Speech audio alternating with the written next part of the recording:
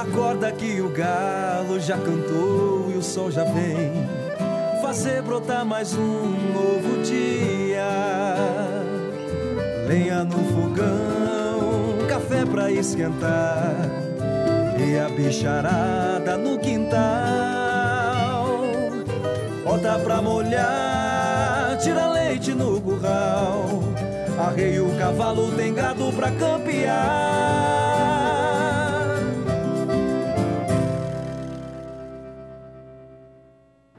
7h02 no horário de Brasília. Estamos numa semana menor. Teremos o feriado de sexta-feira da Paixão.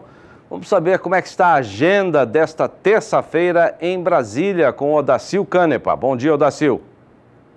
Bom dia a todos. Vamos então a um resumo do que vai ser a terça-feira aqui no Congresso Nacional. Uma semana que vai ser curtinha, porque deputados e senadores devem mesmo trabalhar até quarta-feira.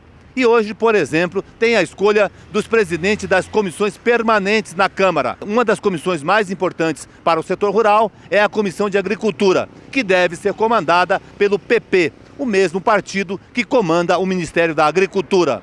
E hoje também tem aquela reunião tradicional da Frente Parlamentar da Agropecuária, que acontece toda terça-feira. A discussão de hoje é sobre política. Então é isso aí, esse é o resumo dos principais assuntos aqui no Congresso Nacional em Brasília. Odacil Canepa para o SBA.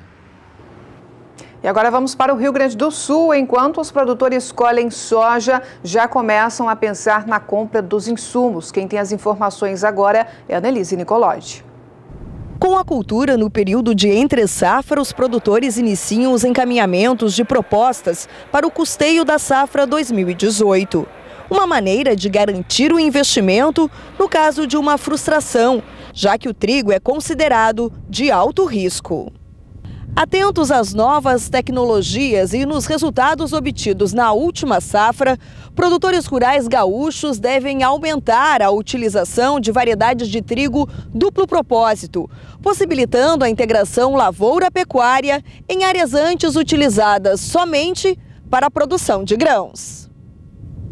Hoje, principalmente num cenário, né, vamos dizer assim, de necessidade de opção, eu acho que essa opção de trigo de duplo propósito é uma opção que vem muito a calhar nesse ano, né, porque o produtor não está acreditando muito naquele que seria o grão, né, vamos dizer assim. Ele pode usar então essa alternativa, né, de ter o trigo do propósito, que casualmente, né, a partir do ano passado foi lançado o trigo BRS Pastoreio, que é um trigo que vai fazer dupla, né, com o BRS Tarumã, e que é mais uma opção para o produtor nesse sentido aí, né, de produzir carne, leite, enfim, né, lucrando com o grão ou inversamente lucrando com a carne e o leite e pagando o custo com o grão. Vale a pena então o produtor continuar com um olhar diferenciado produzindo trigo?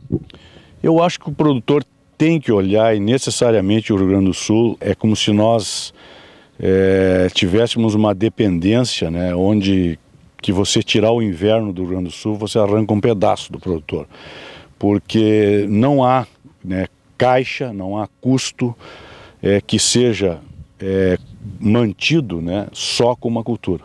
Ou seja, a soja não tem toda essa capacidade, a não ser que a soja tivesse 100 ou talvez mais reais por saco, para que pudesse garantir ao produtor uma sobrevivência, né, no sentido de sistema produtivo. Quer dizer, isso seria uma coisa de curto prazo, e a agricultura não se pensa em curto prazo. Na verdade, nós pensamos sempre a longo prazo e pela própria sobrevivência do negócio. Então, eu acho que o produtor tem que olhar as opções que existem de inverno, evidentemente. Não é só trigo, mas eu aposto em trigo ainda, vamos dizer assim, tá? Porque ainda das alternativas que temos, né? Eu acredito que ainda aqui teria, vamos dizer, um pensamento no sentido de usar essas áreas, né?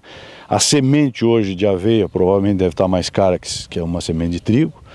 Então eu acho que cabe ao agricultor, né, pensar, né, e talvez, se não tiver autonomia para isso, tá aí os técnicos, os agrônomos, enfim, para que ele pense junto e chegue a uma melhor solução, vamos dizer assim, alternativa do que simplesmente deixar o inverno, né, por conta do São Pedro aí, e gastando depois com dessecações, enfim, etc, etc. 7h07 no horário de Brasília. Vamos saber como fecharam os indicadores de preço do bezerro e do boi gordo nesta segunda-feira. De São Paulo, as informações com Walter Pulga. E o mercado do boi gordo nesta segunda-feira seguia com preços em queda, uma pressão de baixa no mercado físico do boi gordo. O mercado físico do boi gordo começa, portanto, a semana com preços sob pressão, principalmente uma pressão de baixa mais acentuada nas principais regiões produtoras do país. Segundo o analista de safras e mercado, Fernando Henrique Iglesias, os frigoríficos em geral têm escalas de abate mais curtas, mas há interesse, não há pelo menos interesse até o momento de alterar o perfil da negociação, mesmo com a perspectiva dos produtores segurarem no pasto o gado, né? Mesmo com algum repique de consumo nos próximos dias, o fato é que não há grande perspectiva de evolução nos preços, segundo analistas de safras e mercados. Os pecuaristas também aproveitam a boa condição da pastagem para segurar, sustentar aquela estratégia, né, de retenção da oferta de gado, aguardam em alguma alteração no mercado, o que a princípio não deve ocorrer nesta semana. Agora, segundo safras e mercado, em São Paulo, o preço indicado R$ 147,00 arroba, estável quando comparado aos valores da última sexta-feira. Então, nesta segunda-feira, em média, R$ 147,00 arroba. Minas Gerais, R$ 138,00 arroba, também inalterado. Mato Grosso do Sul, região de Dourados, estável na faixa de R$ 134,00 arroba, e no Mato Grosso também estável, em média R$ 135,00 arroba. Agora, o que ocorre no mercado físico, segundo o CPEA, é alguma reação no interior de São Paulo. Você vai acompanhar isso já já comigo. Agora, para bezerro negociado no Mato Grosso do Sul, não é o que ocorre não. Preços, em média, praticamente estáveis para bezerro no Mato Grosso do Sul, em média R$ 1.202,09 por cabeça. Veja que a diferença entre os dias 23 e 26 de março é de apenas 3 centavos, né? Praticamente inalterado. Agora, vale lembrar que bezerro, no Mato Grosso do Sul, no levantamento CPEA, no mês de março, tem queda de 0,26%. E o que ocorre no mercado do boi gordo? Bom, alguma reação positiva no mercado do boi gordo, considerando aí interior de São Paulo, né? Opa, boi gordo, CPEA, R$ 143,90 arroba, você tem na tela do seu televisor, alta de 0,42%, ou seja, uma baixa menor do que a que nós tivemos na última sexta-feira. O mercado veio mais fundo, né? Rasou aí a faixa de R$ 143,00 por arroba, ou seja, tem um pique de baixa mais acentuado na sexta-feira, mas reagiu, subiu para R$ 143,90 a arroba. Continua em queda o indicador CPEA? Continua. Porém, a queda é menor agora, é de 0,86%, considerando aí que os últimos dias trouxeram de novo números próximos de R$ 144,00 arroba.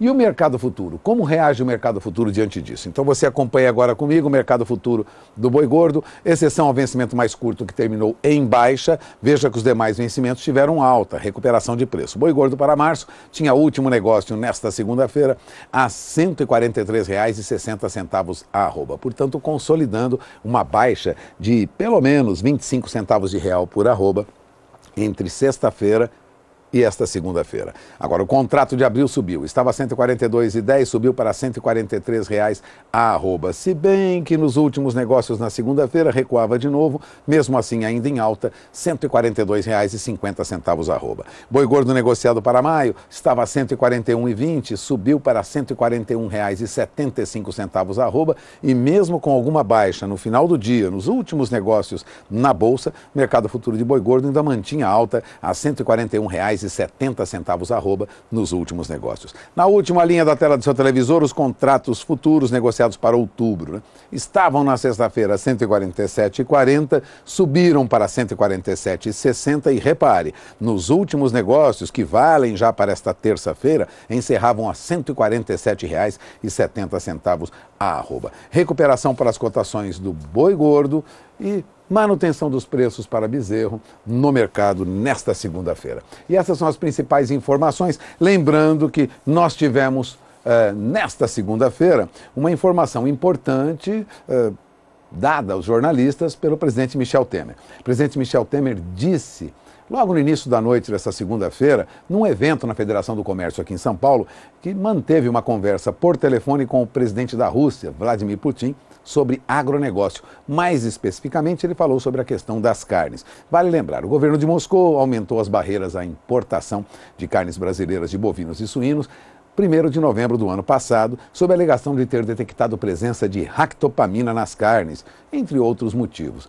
Bom, segundo Temer, o presidente Putin ouviu o pedido do presidente para reconsiderar esse assunto e, mais especificamente no caso da carne, diante desses problemas, teria se mostrado interessado em avaliar a questão. O presidente Temer teria feito esse pedido durante uma conversa telefônica com Vladimir Putin. Provavelmente isso resultaria aí num levante, vamos dizer, uma suspensão dessas proibições para a nossa exportação de carne bovina para o mercado russo. É esperar para conferir. Eu volto agora ao sinal para Campo Grande. O mercado do boi segue parado devido à falta de ofertas, mas a expectativa é de melhora, mas somente para depois da Semana Santa. Vamos então ver a análise completa da Scott Consultoria com Alcides Torres. O mercado do boi gordo nessa segunda-feira, ele foi praticamente semelhante ao das outras segundas-feiras, não é? Mercado parado, pouca oferta de boiadas e, por outro lado, os frigoríficos também de freio de mão puxado, né? Nós estamos na última semana de março e normalmente nesse período a demanda cai, né? O que faz com que todo mundo entre no mercado na retranca. É claro que tem oferta de compra, mas essas ofertas de compra elas vêm sempre com deságio. Então convém até não fazer nada numa segunda-feira e esperar o mercado já posicionado, abrir na terça-feira para ver o que fazer. De qualquer maneira, nessa segunda-feira, mercado deprimido, em função da falta de oferta de compra, da falta de oferta de boiadas, e a gente já tem aí desde o começo do mês, por exemplo, 1% de queda no preço do boi gordo, considerando a Praça de São Paulo. Então, segunda-feira é dia de cautela. Legal, obrigado, Alcides Torres. E agora a cotação de preços apurada pela Scott Consultoria. A gente sempre explica aqui, não é, Juliana, que os números que você vai ver se referem a uma boiada comum. Quem ofertou uma boiada mais bem acabada, com uma melhor logística, conseguiu preços melhores na indústria.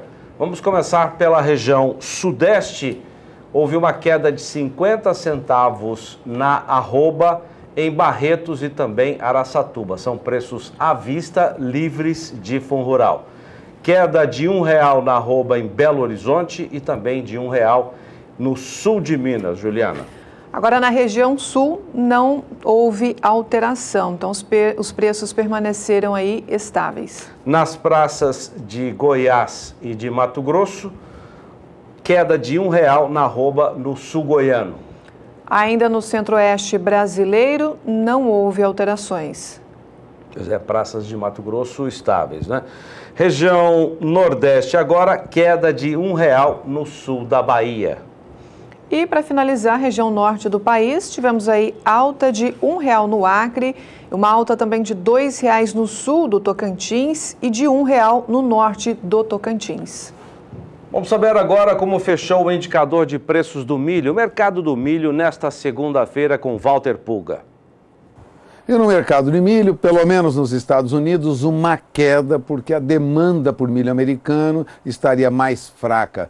É o que dizem as agências de notícias. Os futuros de milho fecharam em baixa nesta segunda-feira. Segundo agências de notícias, há sinais de que a demanda por milho norte-americano está enfraquecendo. Aliás, logo pela manhã, nesta segunda-feira, o Departamento de Agricultura do governo americano disse que 1.150.000 toneladas de milho foram inspecionadas para exportação na semana passada. Isso significa uma queda entre a semana passada e a semana anterior de 20% no volume de inspeção, né, nessas cargas inspecionadas para exportação. Bom, o trigo também contribuiu para uma baixa no mercado do milho, né? Os negócios também foram influenciados por um recuo dos preços do trigo no mercado futuro, que, como se sabe, é substituto direto do milho na produção de ração animal lá no mercado americano. Fora isso, a queda no petróleo, que diminui aí a competitividade do etanol, que lá é produzido com milho, contribuiu para uma baixa para os preços no mercado futuro de milho. A queda passava de 3 centavos de dólar por bushel e é o que você acompanha comigo a partir de agora. Veja, nós temos os preços de fechamento com queda de até 0,86%. Mercado cedeu lá nos Estados Unidos. O milho para maio caiu para 3 dólares e 74 centos por bushel. O milho para julho recuou para 3 dólares e 82 centos por bushel. E o contrato de milho para setembro caiu para 3 dólares e 89 centos por bushel. Mercado cedeu lá nos Estados Unidos e aqui na nossa bolsa o mercado teve comportamento misto. Alguns vencimentos mais longos perderam, né? Considerando o mercado futuro, aqui os vencimentos mais curtos até que subiram. Sinal de que no curto prazo a perspectiva é de alta para o milho ainda, preços em alta aqui no Brasil. Contrato de milho para maio, por exemplo, estava a R$ 37,76 e subiu mais de 0,5%. Foi a R$ 37,97 por saca de 60 quilos. Nos últimos negócios subiu mais, passou de R$ 38,00 a saca.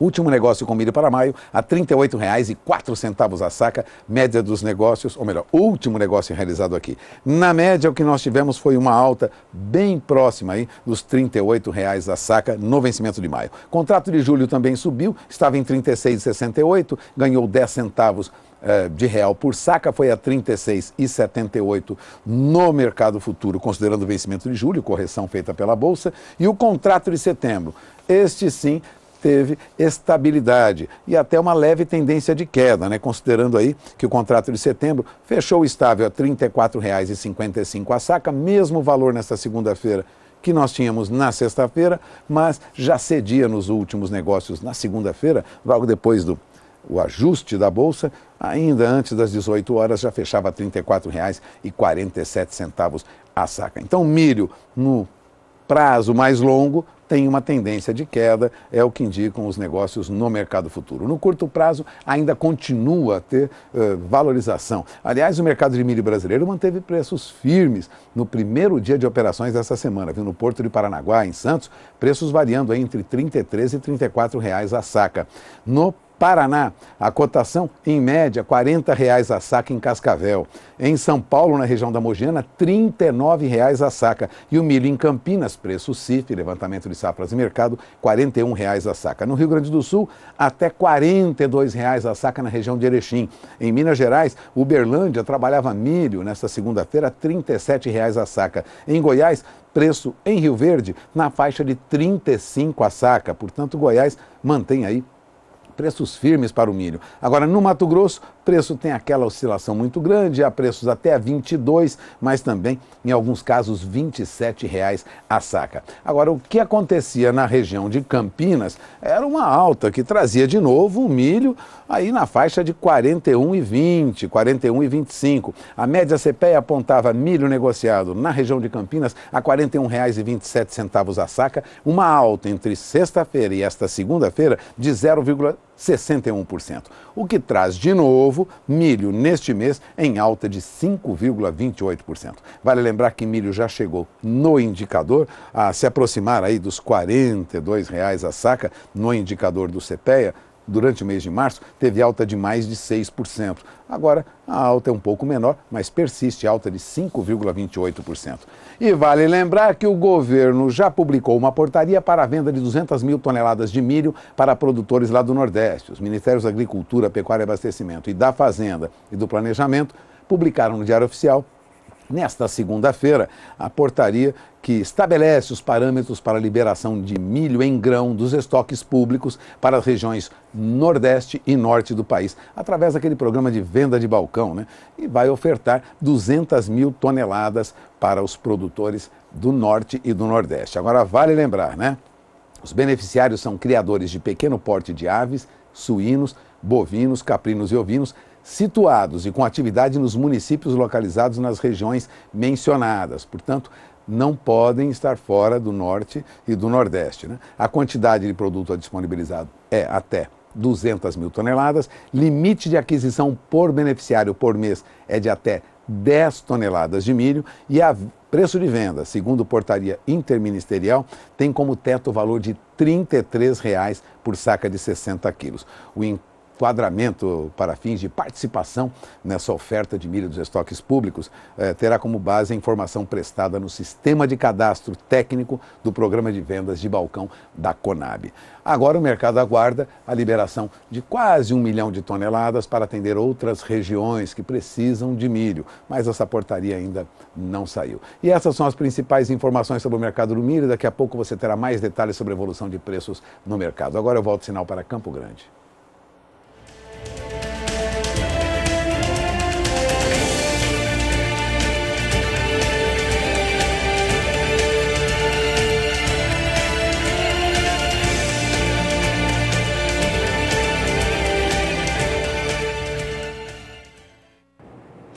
E veja agora como fica a previsão do tempo para a região centro-oeste do país para os próximos dias com Juliana Rezende.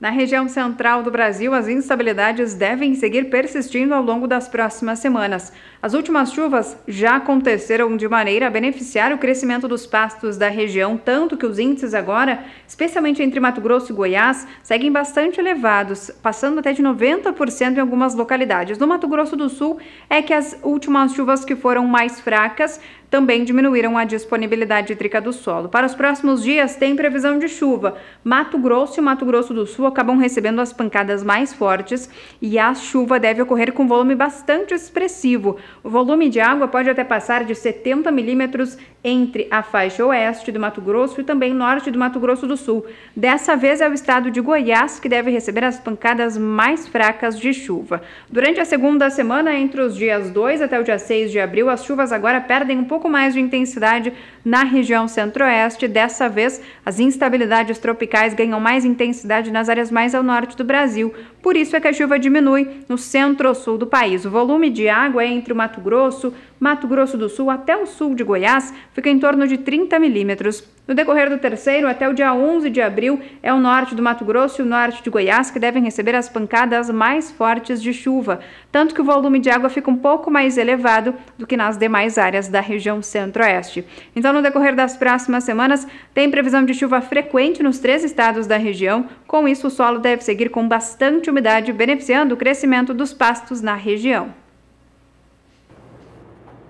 E nós vamos agora para um rápido intervalo comercial, voltamos dentro de instantes, mas sempre lembrando você que pode interagir conosco através do WhatsApp. O telefone está aparecendo aí no vídeo, vou reforçar para você, é o 99264-7810. Envie seu vídeo, sugestão, converse com a nossa equipe de produção, fique à vontade para interagir também com o Bom Dia Produtor dessa terça-feira. Voltamos já. 7h28 no horário de Brasília. Bom dia para você que está chegando agora aqui na nossa programação. Fique à vontade, interaja conosco também. Estamos ao vivo para todo o Brasil, transmitindo via satélite também pela internet, através do nosso portal, que é o sba1.com. E vamos então a mais destaques, mais curiosidades, informações, atualizando você também de tudo que acontece com relação às feiras, né? Movimentando muito o agronegócio brasileiro, mas especialmente nessa oportunidade, eu quero chamar sua atenção para nós falarmos sobre a raça Angus, que vem se destacando firmemente no mercado nacional. O assunto é muito importante porque a Rosa Cabral conversou com o presidente da Associação Brasileira de Criadores da Raça Angus, uma raça que chegou no ano de 1920 aqui no Brasil, né? Foi tomando um grande espaço e já é fidedigna, né? Já está muito bem instalada aqui nas várias regiões brasileiras, né? O clima também é diferenciado, mas nós vamos saber de todos os detalhes agora, porque teve uma entrevista muito bacana conduzida por Rosa Cabral. Veja com detalhes.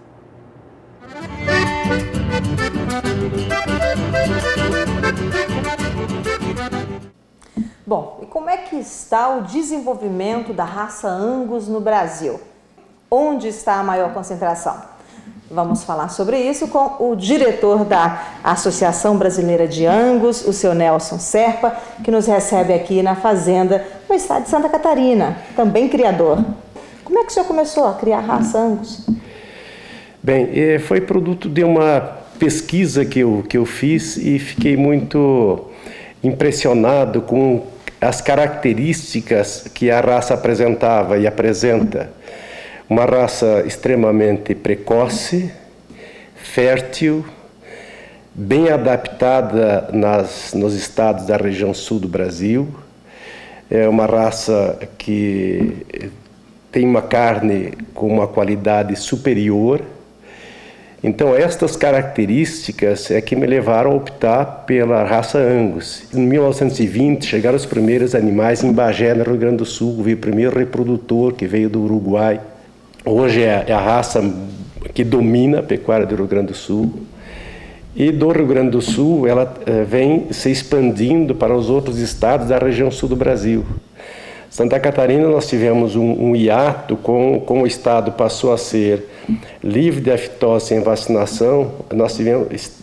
De um período para cá, não entra mais animais em pé, vivos em Santa Catarina. Então, a disseminação da raça aqui foi somente através de embriões, sêmio e embrião.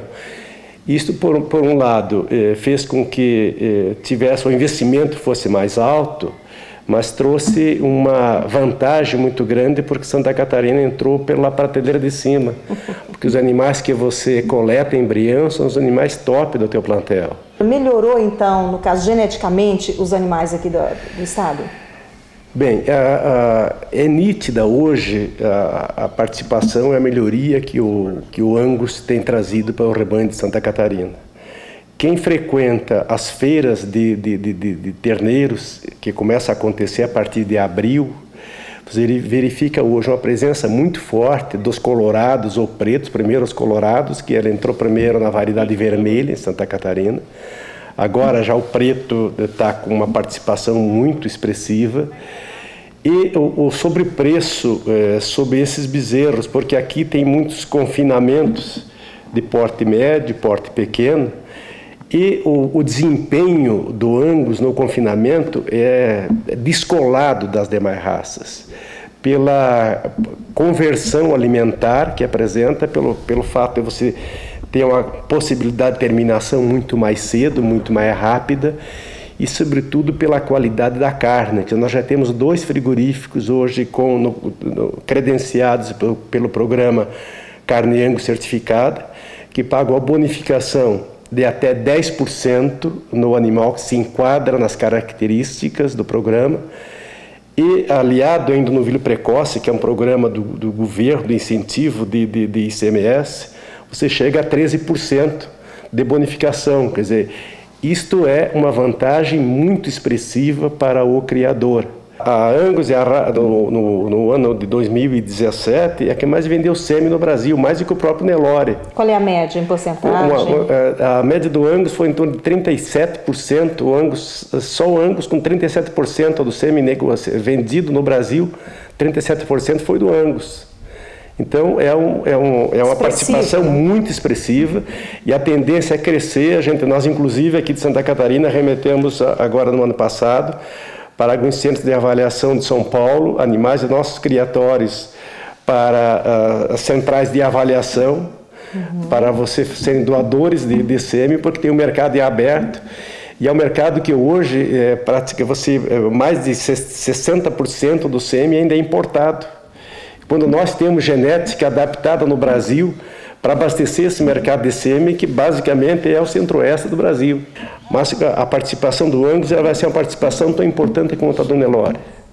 O Nelore, com a sua rusticidade, conseguiu se estabelecer nas grandes áreas do centro-oeste, e o cruzamento utilizando o Angus, ele vai fazer com que a gente consiga compensar e suprir uma deficiência do Nelore, que é a qualidade da carne, porque você vai ter um animal aqui muito mais precoce, com uma resposta espetacular que a gente está verificando no cruzamento industrial dessas regiões, é uma rentabilidade maior para o produtor, uma qualidade melhor do produto que você vai exportar. Então, sem dúvida, o crescimento do Angus, a abertura de fronteiras do que está acontecendo no Angus é algo extraordinário no Brasil. A gente está na Rondônia, no Pará, inclusive tem já plantas de frigoríficos com carne Angus certificada no Pará, no Mato Grosso tem várias. Então, nós estamos assim numa condição de o Angus e o Nelore serem raças de maior suporte da pecuária nacional. E foi um prazer conhecê-lo, estar por aqui. Prazer é da gente e, mais uma vez, agradecer a presença de vocês e dizer que aqui neste cantinho de Santa Catarina, a gente está produzindo, sem dúvida, um Angus de muita qualidade, de comprovada seu valor genético, e queremos contribuir para a pecuária de Santa Catarina do Brasil, melhorando os criatórios, a lucratividade de cada um dos produtores rurais do nosso país. E eu quero dizer a você que durante a nossa entrevista você viu esses animais aí, portanto é desse cantinho do Brasil, aqui da Fazenda Renascença. Me despeço de você, um abraço e até breve.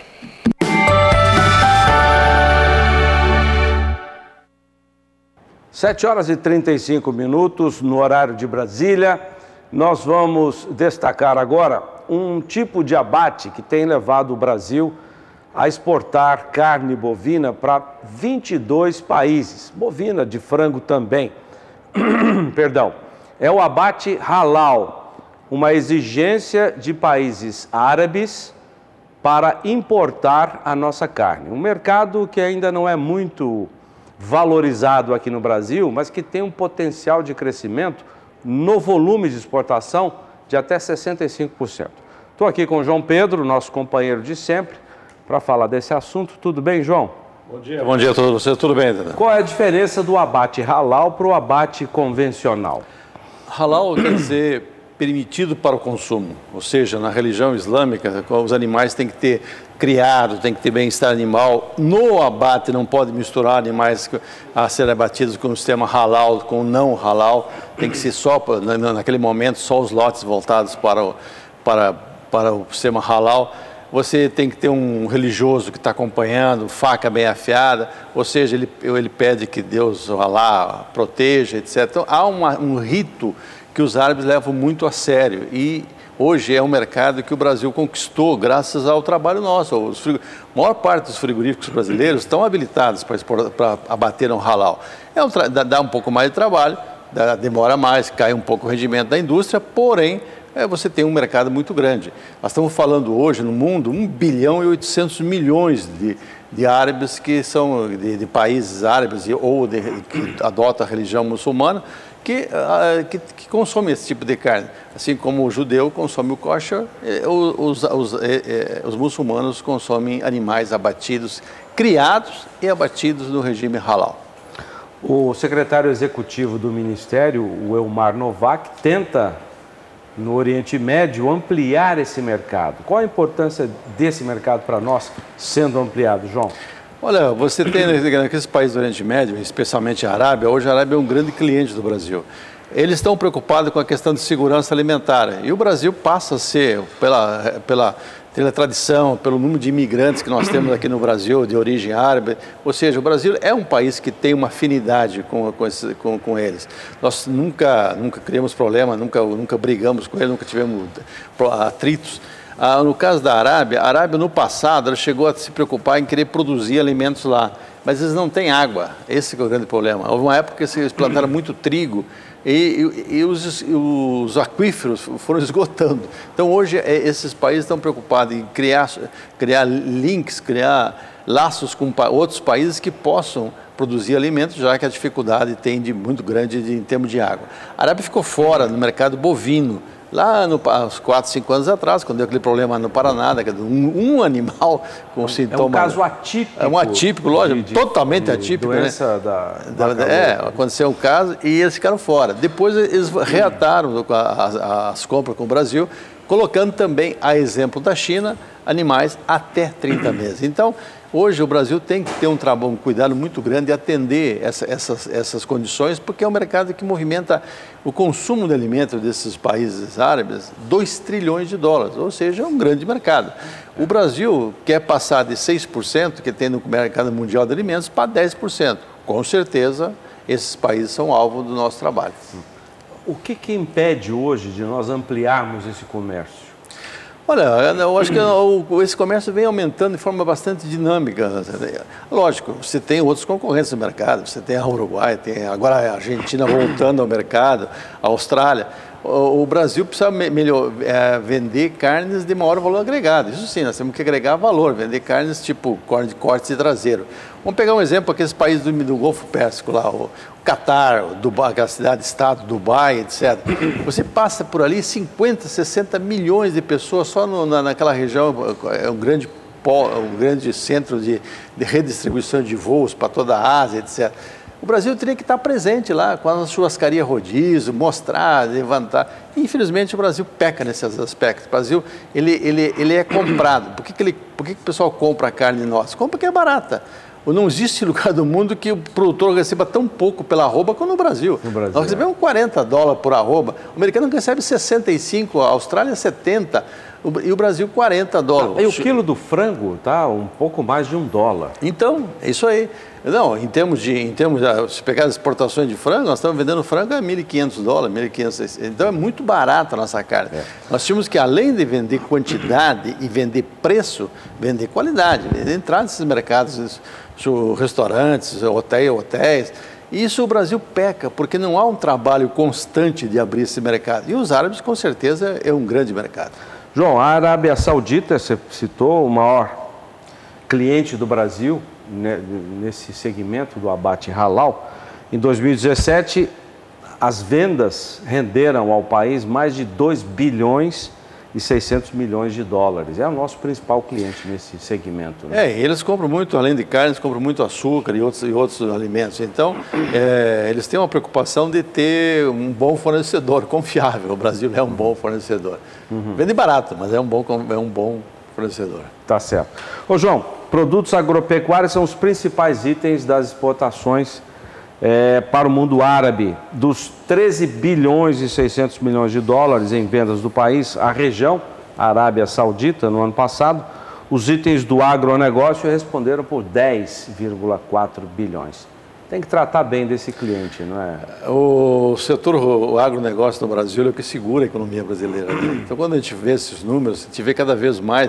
Isso nós estamos falando para os árabes. Se nós falar para os chineses, é mais ainda. Se você olhar as exportações para a China, nós temos, o volume de alimentos cresce de forma extremamente dinâmica. Ou seja, o mundo inteiro depende de que o Brasil possa aumentar a sua oferta, aumentar a sua produção.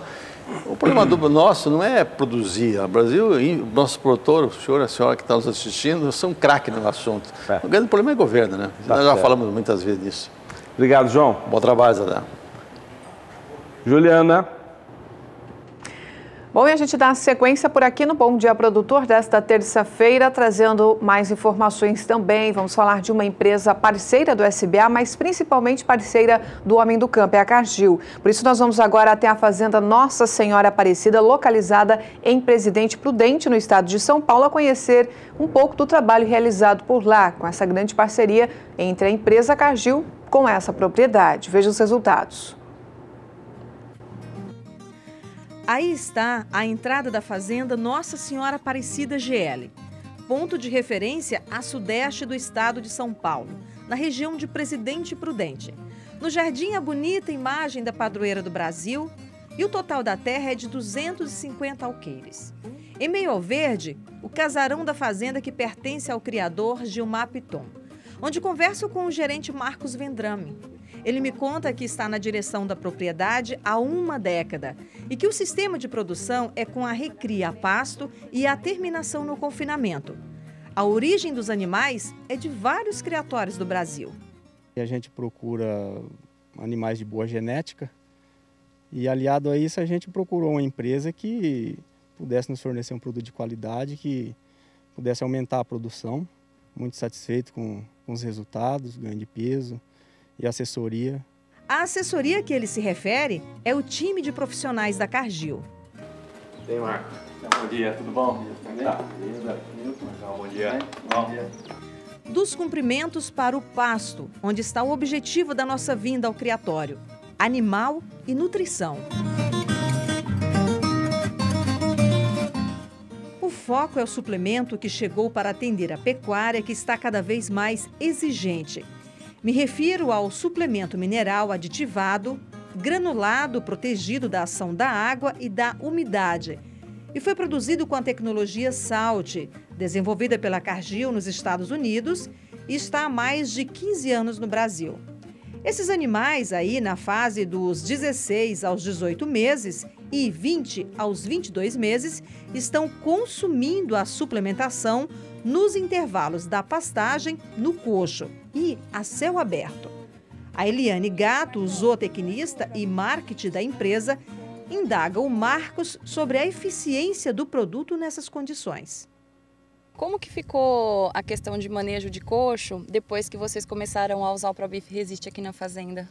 Facilitou muito, porque com essa tecnologia a gente não precisa mais de usar o coxo coberto e não tem problema de empedramento por causa das chuvas. O animal continua mantendo um consumo bem regular, mesmo com esse produto após as chuvas, com retenção de água ou com coxo furado que tem o escoamento de água. O produto não perde a qualidade e o animal, independente de mudanças de clima, não deixa de ingerir esse produto. A nutrição tem a finalidade de ajudar o produtor a sair daquela fase crítica da seca, quando o capim está de baixa qualidade, e começar o período das águas com maior ganho de peso na recria. Considerando estas observações, vamos fazer uma conta do ganho médio esperado nas águas? O João Ricardo, com uma boa bagagem na zootecnia, vai ajudar a gente nessa resposta. Vamos supor que um ganho médio no Brasil seria próximo de 500 gramas, cabeça dia. Esses animais suplementados com Resistem tendem a ganhar de 610 a 640 gramas cabeça dia. Nós sempre buscamos trabalhar com produtos que o custo-benefício é favorável. Então aqui um exemplo de animais que estão recebendo esse produto em meados de outubro, como aqui inicia as chuvas em novembro, nós realmente queríamos ver numa realidade assim de um capim seco para um capim verde, vamos dizer assim, qual que seria o comportamento dos animais, questão de desempenho. É importante lembrar que a fazenda foi a primeira na região a usar as tecnologias da linha Nutrição Animal Cargill. O reflexo da visão do pioneirismo está calcado numa palavra que para o pecuarista soa como honra: a confiança. Sabe bem disso o representante comercial Cássio Hanagata, que está no projeto da fazenda há 10 anos, quando as porteiras se abriram para a parceria. A confiança, ela realmente vem dentro dos resultados que a gente tem conseguido, né? No dia a dia, vamos falar nos fechamentos, nas estratégias que a gente traça pro ano, né? Então os resultados eles vão vindo juntamente, lógico, com um custo-benefício, né, bem ajustado. Tanto os resultados como os acompanhamentos vão sendo feitos mensais, né? Então, assim, é o acompanhamento no pasto, no confinamento, gerando números, né? Justificando, né, a tecnologia. E o que está bom pode melhorar. Vem aí mais velocidade no ganho de peso e na terminação dos animais. Na tabela de planejamento para 2018, os números vão ganhar reforço no incremento da produção. Sempre de costume, o que foi? Usar uma suplementação aditivada no período de águas e no período de seca um proteinado de baixo consumo, em torno de 1 grama por quilo de peso vivo. Esse ano a gente tem um projeto de abater 300 animais confinados mensalmente. Então, para isso, nós vamos ter que trabalhar, continuamos com aditivado no período das águas, porém no período de secas, onde o ganho de peso cai muito, nós vamos trabalhar com uma suplementação um pouquinho mais alta, já um proteico energético de 3 gramas. A gente tentar manter esse ganho de peso de águas também no período de seca, tentar encurtar esse período de recria, que antes era em torno de 1 ano, a gente vai tentar encurtar isso aí para 8 meses, para conseguir ter essa escala de abate mensal de 300 animais. Hoje a Nutron é essencial na nossa ambição de projeto, é um pessoal que a gente tem muita confiança na assessoria e nos produtos que eles nos fornecem.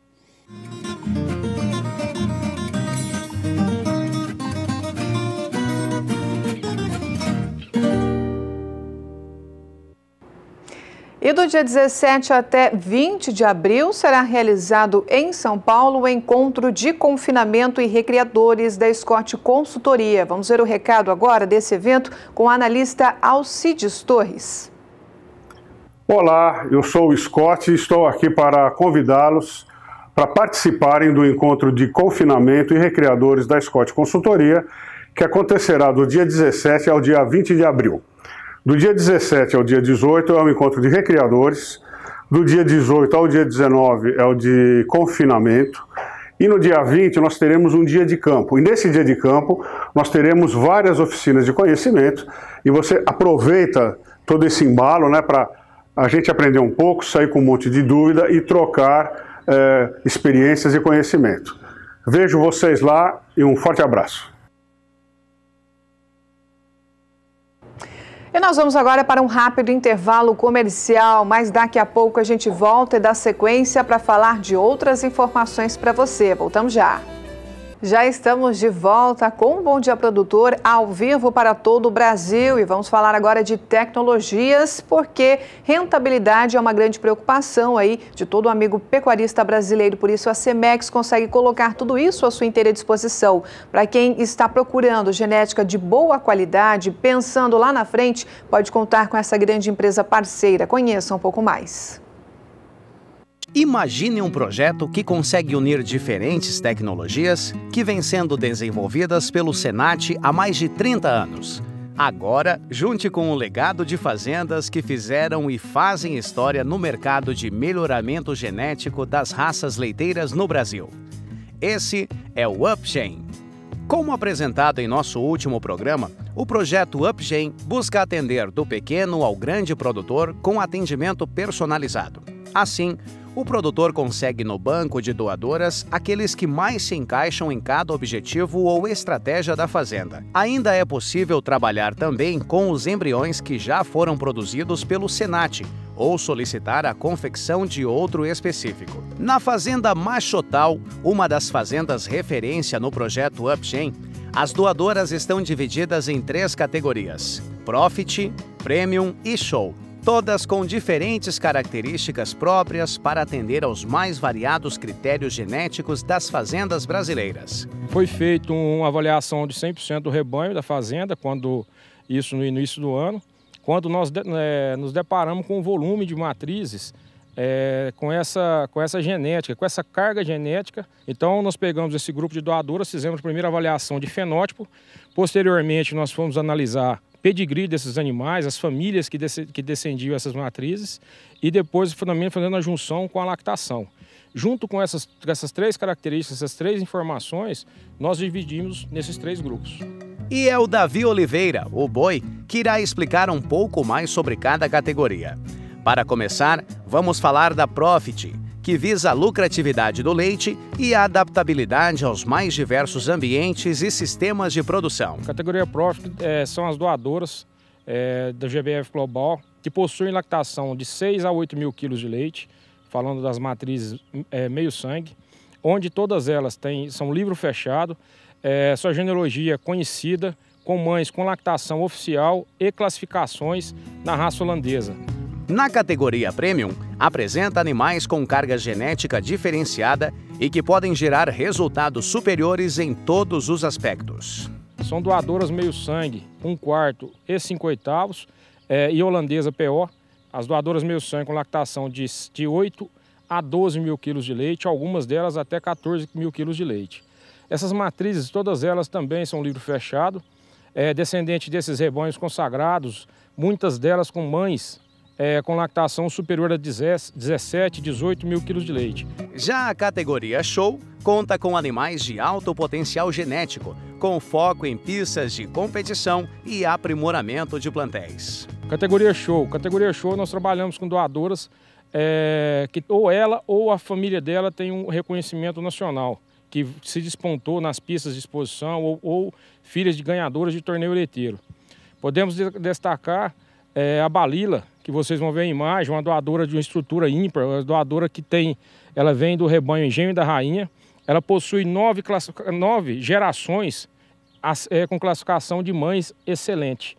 Então é uma família extremamente muito consistente, que nos dá muita segurança que a sua progênie ela vai vir com altas lactações e animais com potencial a disputar grandes pistas de julgamento em torneio leiteiro. E é fácil garantir genética de ponta, mesmo com um investimento mais acessível. De acordo com o boi, muitas das doadoras Profit, ao terminarem sua lactação, já passam a ser consideradas premium. Ponto importante e que ajuda a impulsionar o melhoramento genético dentro das fazendas de forma ainda mais rápida. Então, em alguns momentos, o investidor vai ter condição de adquirir uma genética um pouco mais acessível, devido à sua categoria, mas no próximo ano essa doadora ela pode vir a produzir, ela sair de uma lactação de 8 mil quilos e para 10, 12 mil quilos e ele ter o produto dessa doadora num preço acessível.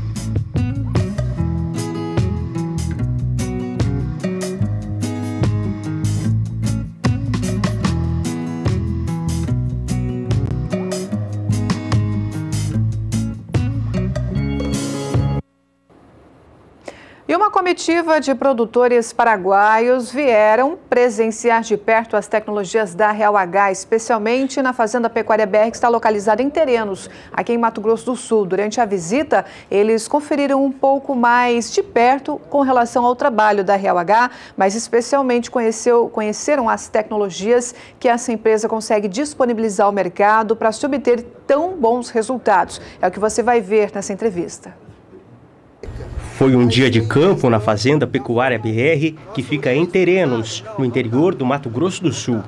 A Real H apresentou aos produtores e técnicos paraguaios a eficiência dos produtos homeopáticos que são desenvolvidos pela empresa para o segmento de suplementação mineral. O zootecnista Leonardo Teodoro falou sobre os 20 anos de atuação da Real H no Paraguai. A Real H, com mais de 33 anos de atuação no mercado, desse período já tem 20 anos de atuação no país que é o Paraguai, né? Um grande parceiro aqui do Brasil e, consequentemente, da Real H. Essa comitiva de paraguaios, de parceiros da Real H, estão conosco desde ontem. Ontem foi um dia intensivo dentro de sala de aula, apresentando as tecnologias, os diferenciais que a Real H oferece no mercado, assim como os resultados que nós temos aqui no Brasil e lá no Paraguai. E hoje nós vamos fazer um tour, um dia no campo, a qual iniciamos aqui na Fazenda Pecuária BR. Vamos ter toda a manhã aqui por 3 estações, falando sobre a dieta dos animais, sobre a suplementação, sobre a nutrição desses animais. Vamos passar pela segunda estação, que é mostrar essa tecnologia que a Pecuária BR leva também para o cenário nacional da pecuária, que é a precocidade reprodutiva. Nós estamos falando de fêmeas com menos de 14 meses, levando ao desafio da prenhez, da reprodução, e aí a Real H faz toda a diferença nas suas tecnologias, nos seus medicamentos homeopáticos, e vamos terminar o dia aqui na Pecuária BR, na terceira estação, falando sobre sistemas de terminação de bovinos, a pasto ou em confinamento convencional. O zootecnista destacou a Fazenda Pecuária BR como modelo de pecuária moderna e apresentou aos paraguaios os benefícios da nutrição funcional. É um conceito que a Real H apresenta aos produtores do campo. Ou seja, nada mais é do que você utilizar um alimento, uma tecnologia muito bem equilibrado que, além de nutrir a exigência do animal, se manter vivo, crescer e produzir, leva a outros benefícios ou desencadeia outras funções. Eu costumo usar como exemplo a gordura protegida. A gordura protegida é uma matéria-prima, uma tecnologia que a Real H também utiliza na sua linha de nutrição funcional, que além de fornecer energia para o organismo do animal, um bovino em recria ou até mesmo em terminação, também beneficia outras funções ou desencadeia outros benefícios. A exemplo, os hormônios da reprodução. Então, quem trabalha com reprodução sabe que conter gordura protegida na formulação de um suplemento faz toda a diferença, traz um benefício. Além disso, nós trabalhamos com carbonato de cálcio impregnado, ou seja, o carbonato é o veículo da homeopatia populacional da Real H. Ou seja, além de eu fornecer um mineral importantíssimo, que é o cálcio para o organismo do animal, também estou levando dentro da suplementação do rebanho a homeopatia populacional da Real H, que aí sim faz toda a diferença tecnológica. Fonte de cálcio e ainda beneficia o organismo do animal, a ficar mais saudável, um organismo mais bem equilibrado, livre de endo e ectoparasitas e, consequentemente, mais eficiente na sua produtividade. Kleber Rabelo para o SBA. Nós vamos explicar a dieta, a formação. Tecnologias de sucesso que vão, com certeza, atender muito bem a necessidade de pecuaristas de todo o Brasil. E olha, agora vamos ver os destaques da previsão do tempo já para os próximos dias para a região sudeste do país.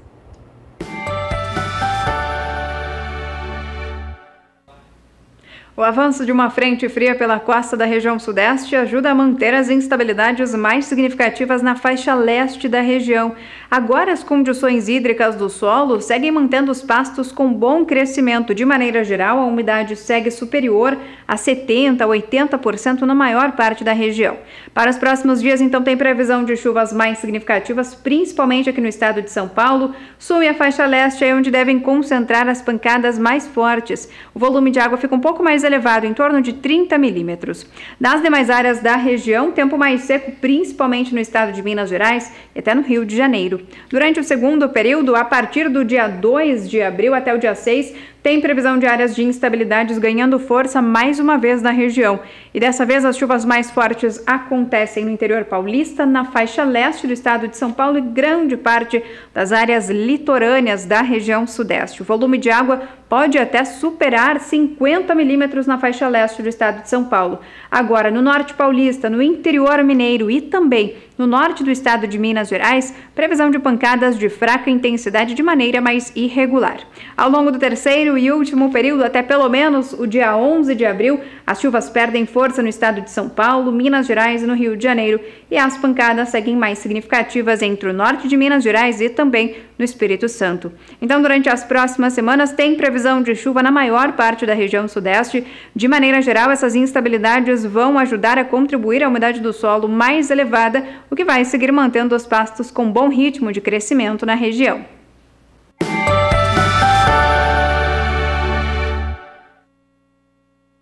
Oito horas e 3 minutos no horário de Brasília. Nosso assunto agora é economia e investimentos. Muito prazer, eu recebo aqui o nosso amigo, parceiro e economista Norman Calmos. Tudo bem, Norman? Bom dia, tudo bem. Torcendo para que este ano a gente consiga melhorar mais ainda esse país, né? Vamos lá. É verdade. O Norman é economista, hoje prestando consultoria para a Associação Comercial e Industrial de Campo Grande, mas atua em muitos outros segmentos, principalmente no agronegócio também. O Norman chamou a atenção para o que disse o João Pedro agora há pouco, numa entrevista aqui conosco. O João estava falando do comércio de carnes pelo sistema de abate halal, e ele disse uma frase que o Norman pegou e gostaria até de comentar. A frase foi a seguinte: o Brasil não vende, o Brasil é comprado. Por que te chamou essa atenção, Norman? Porque essencialmente nós dependemos do que os mercados conhecem a nosso respeito. Nós, no fundo, o brasileiro não se conhece, não conhece o seu potencial, não conhece os mercados de exportação, não conhece as demandas.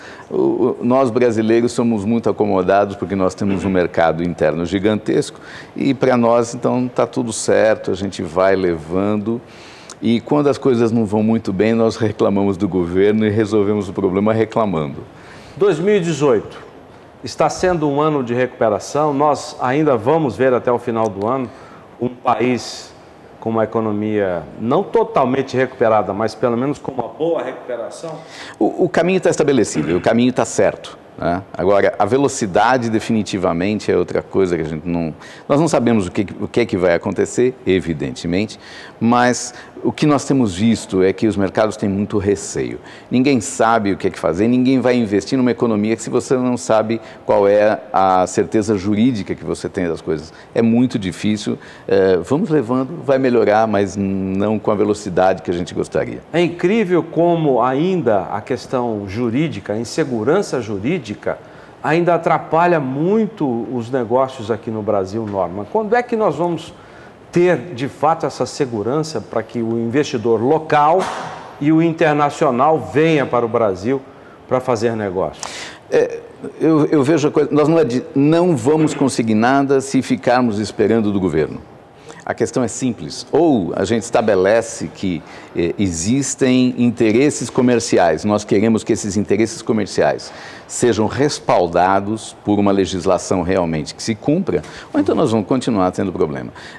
Os investimentos não são necessariamente os nacionais, nós precisamos nos inserir numa economia internacionalizada. O Brasil não tem esse hábito, nós não nos internacionalizamos, portanto, as nossas crises são as nossas e nós vamos para o buraco sozinhos, sem ter onde segurar. Mas mesmo assim tem interesse de estrangeiros, de empresários de outros países nos investimentos aqui no Brasil. Você, inclusive, faz parte de um grupo que negocia com empresários chilenos para fazer negócios com brasileiros. Eu até queria aproveitar e nós recebemos aqui a visita, vamos mostrar aqui um grupo de empresários do Chile, de uma empresa chamada CITES.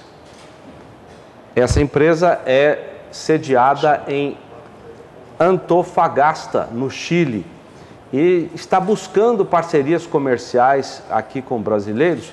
Muito obrigado pela visita de vocês aqui ao SBA, viu? Um grande abraço para todos. Estão animados com o Brasil? Que bom, que bom.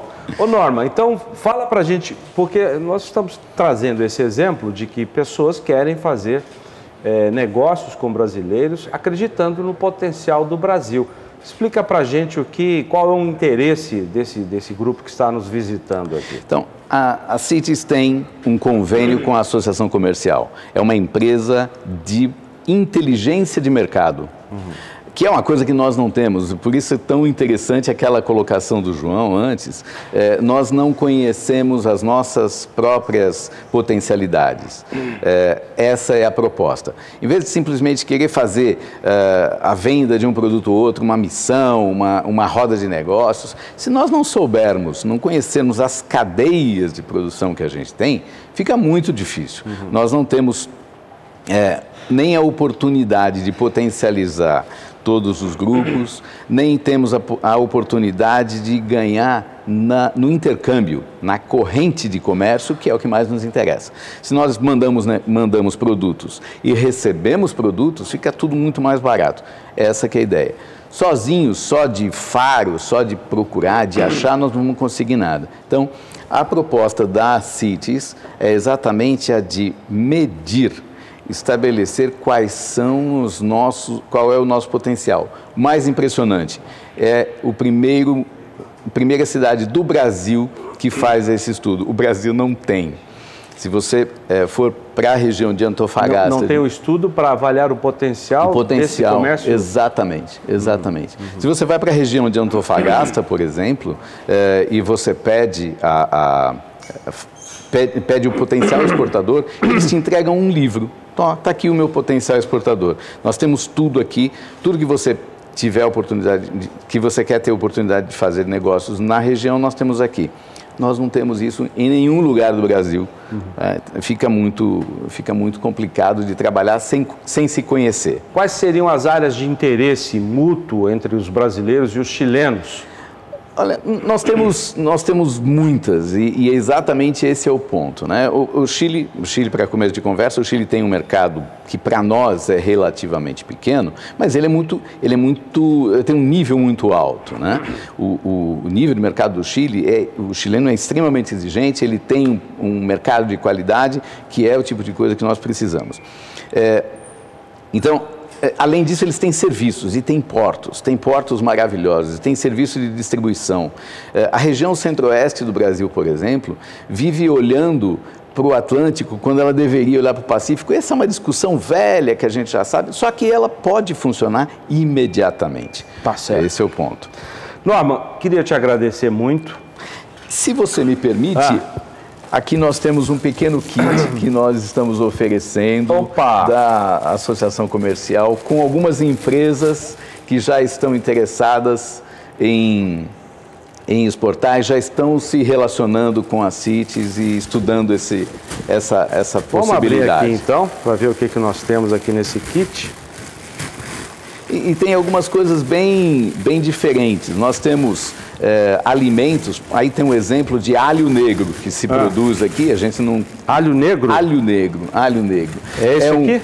Esse, isso. Fala pra gente então do alho negro. É produzido em Campo Grande? O alho negro é produzido em Campo Grande, ele é da cozinha oriental, especificamente, ele é muito doce, muito suave e tem uma qualidade excepcional, não é exportado até hoje, é muito pouco tem exportado. Tem gente tem um potencial ótimo, né? Chilenos gostariam de importar o alho negro? É? Deixa eu ver.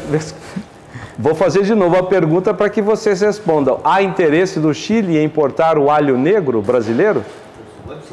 Sim. Tá bom, então.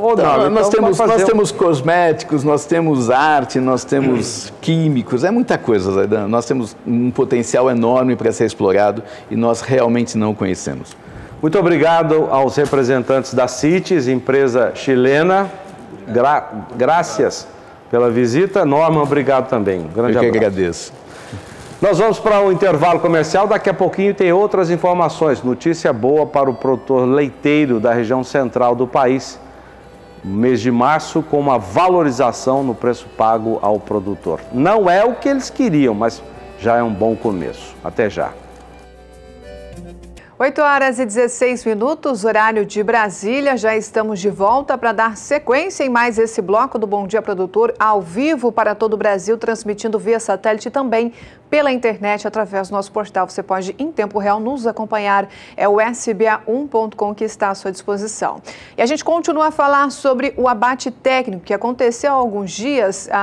O Guzeraité, Prefeito União, os irmãos Toneto, colocaram realmente à disposição do mercado uma qualidade bem expressiva na carne Guzerá. Houve esse abate técnico há alguns dias e nós temos ainda mais algumas informações para repassar para você a respeito disso. Acompanhe com atenção. Roberto Sainz veio da Califórnia para conferir mais uma vez esse estágio da seleção do Guzeraité, que ele acompanha através dos estudos realizados por ele e a equipe, inclusive da Aval Serviços Tecnológicos aqui no Brasil, em nome da Universidade da Califórnia em Davis, que ele representa aqui. Professor, é impressionante a preocupação de gente igual o Tarcísio, a família, os irmãos Toneto, em ter sempre a segurança dentro de casa para transferir para o mercado. Queria que o senhor falasse um pouquinho sobre essa condição de trabalho deles, que é bem interessante em relação, por exemplo, à família trabalhando junta. São 51 anos, né? Pois é, olha, para nós é muito gratificante trabalhar com um povo assim, né? Assim que eu digo, sério, gosto de trabalhar, tem compromisso com a seriedade, com a acurácia e veracidade dos dados que eles estão transmitindo, e também uma família que não tem mais o que falar, né? Uma família muito linda e unida. Dedicada. E dedicada. Então, é muito gostoso trabalhar desse jeito. E essa preocupação que você menciona, ela se transmite em tudo, né? Em termos de fazer tudo bem feito, fazer o que tem de melhor de qualidade dentro das capacidades da fazenda. E quanto ao gado, sair daquela questão de a gente acha que é isso ou acha que é aquilo, a gente mede tudo e não tem que achar mais nada, a gente sabe. E eles se apegam demais na ciência. O acompanhamento que vocês, técnicos, especialistas, que estudam isso, desse trabalho que eles fazem, também certifica isso tudo, né? Nós temos uma quantidade de dados muito interessante e também uma qualidade de dados cada vez melhor, certo? Começamos, obviamente, com todo o registro dos índices zootécnicos, da produtividade, partimos para a qualidade de carcaça, fazendo ultrassonografia em todas as safras, tem vários anos que a Aval faz isso também, então a gente já sabe quais são as famílias que nos produzem uma carcaça de melhor qualidade, e tudo isso tem avaliação genética pela NICP, então tem DEP para essas características. Iniciamos outros critérios de seleção com a eficiência alimentar, medindo o consumo e o desempenho dos animais, e essa medida vem cada vez mais se aprimorando agora com o sistema automatizado que foi adquirido da Intergado. Então tem uma coleta automatizada de dados em maior escala, certo? Então a quantidade e a qualidade dos dados só vem melhorando. Pois é, Bob, e essa questão da preocupação agora desse produto final, que é um valor agregado principal, é o que vai remunerar quem produz, mas principalmente os clientes dele vão atrás dessa genética, porque vão ter essa bonificação também, né? E claro que ainda vai ser tudo estudado, mas já deu para perceber alguma coisa na sua experiência e dos seus colegas técnicos que aqui estão? É uma primeira safra bem interessante?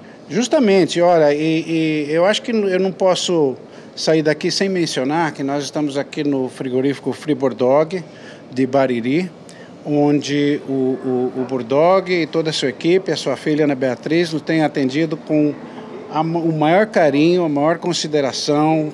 Assim, eu não tenho mais o que agradecer a atenção que eles nos deram e a ajuda que eles nos deram para realizar esse trabalho. Olha, a gente acabou de coletar os dados há 5 minutos, então eu não poderia nem arriscar um comentário sobre os dados, né? A única coisa que eu posso lhe dizer é que a gente tinha uma aposta no início do trabalho com um colega, de que dentro desse grupo de animais que representam uma gama ampla do que a raça Guzerá tem para oferecer, que dentro desse grupo teriam animais que teriam capacidade de marmorização para produzir uma carcaça choice dentro do padrão americano. E de fato tivemos várias carcaças que se qualificaram como choice, quer dizer, aquele paradigma antigo de que o zebuí não deposita gordura marmorizada, não é capaz de produzir carne de qualidade, isso não existe, tá? Existe sim uma variação genética dentro da raça, e agora o nosso trabalho vai identificar exatamente onde que isso fica, tá? E mais adiante vamos partir para análise de DNA e fazer a parte molecular para saber. Um dia nós vamos saber exatamente quais são os genes que são responsáveis pela essa variação. Ou seja, ninguém ganhou, ninguém perdeu, você e seu colega. Na verdade, todos ganharam. Não, na verdade, quem ganha é a sociedade brasileira, tá? Porque a gente caminha para um mundo cada vez mais globalizado, um mercado cada vez mais globalizado, e à medida que nós sabemos produzir mais e melhor com menos, é bom para todo mundo, é bom para o produtor, é bom para o meio ambiente, é bom para o consumidor, então é um ganha-ganha-ganha. Ganha. Preciso agradecer porque nós ganhamos também com a presença do Bob Sainz aqui no Brasil. Não é tão comum dele vir da Califórnia, mas para prestar um serviço como esse, para dar um testemunho desse, é sempre muito importante. Obrigado, professor. Uma boa viagem de volta. Agradeço. Nos vemos outras vezes aqui no Brasil, com ou sem aposta. Não, sempre vai ter uma aposta, né? É sempre muito bom recebê-lo aqui no Brasil. Daniel de Paula para o SBA. Bom, e agora vamos aos destaques da previsão do tempo para os próximos dias, especialmente para a região sul do país, com Juliana Rezende.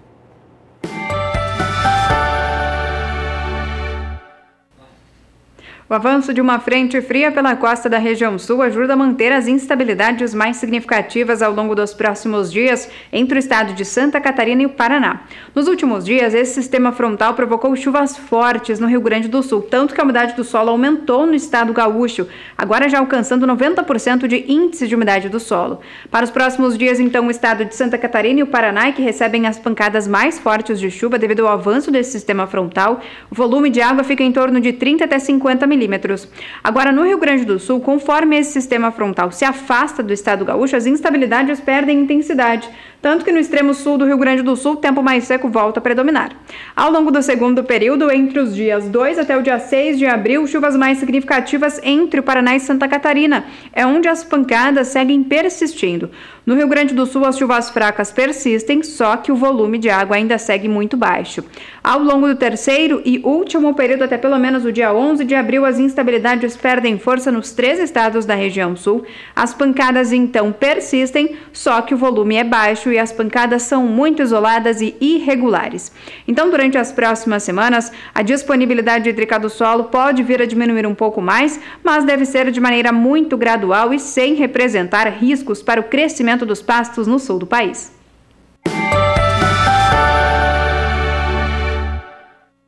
Oito horas e 23 minutos no horário de Brasília. O nosso assunto agora é leite. Nós temos dado aqui no Bom Dia Produtor e também na nossa programação que o mês de março tem sido de recuperação de preços pagos ao produtor leiteiro.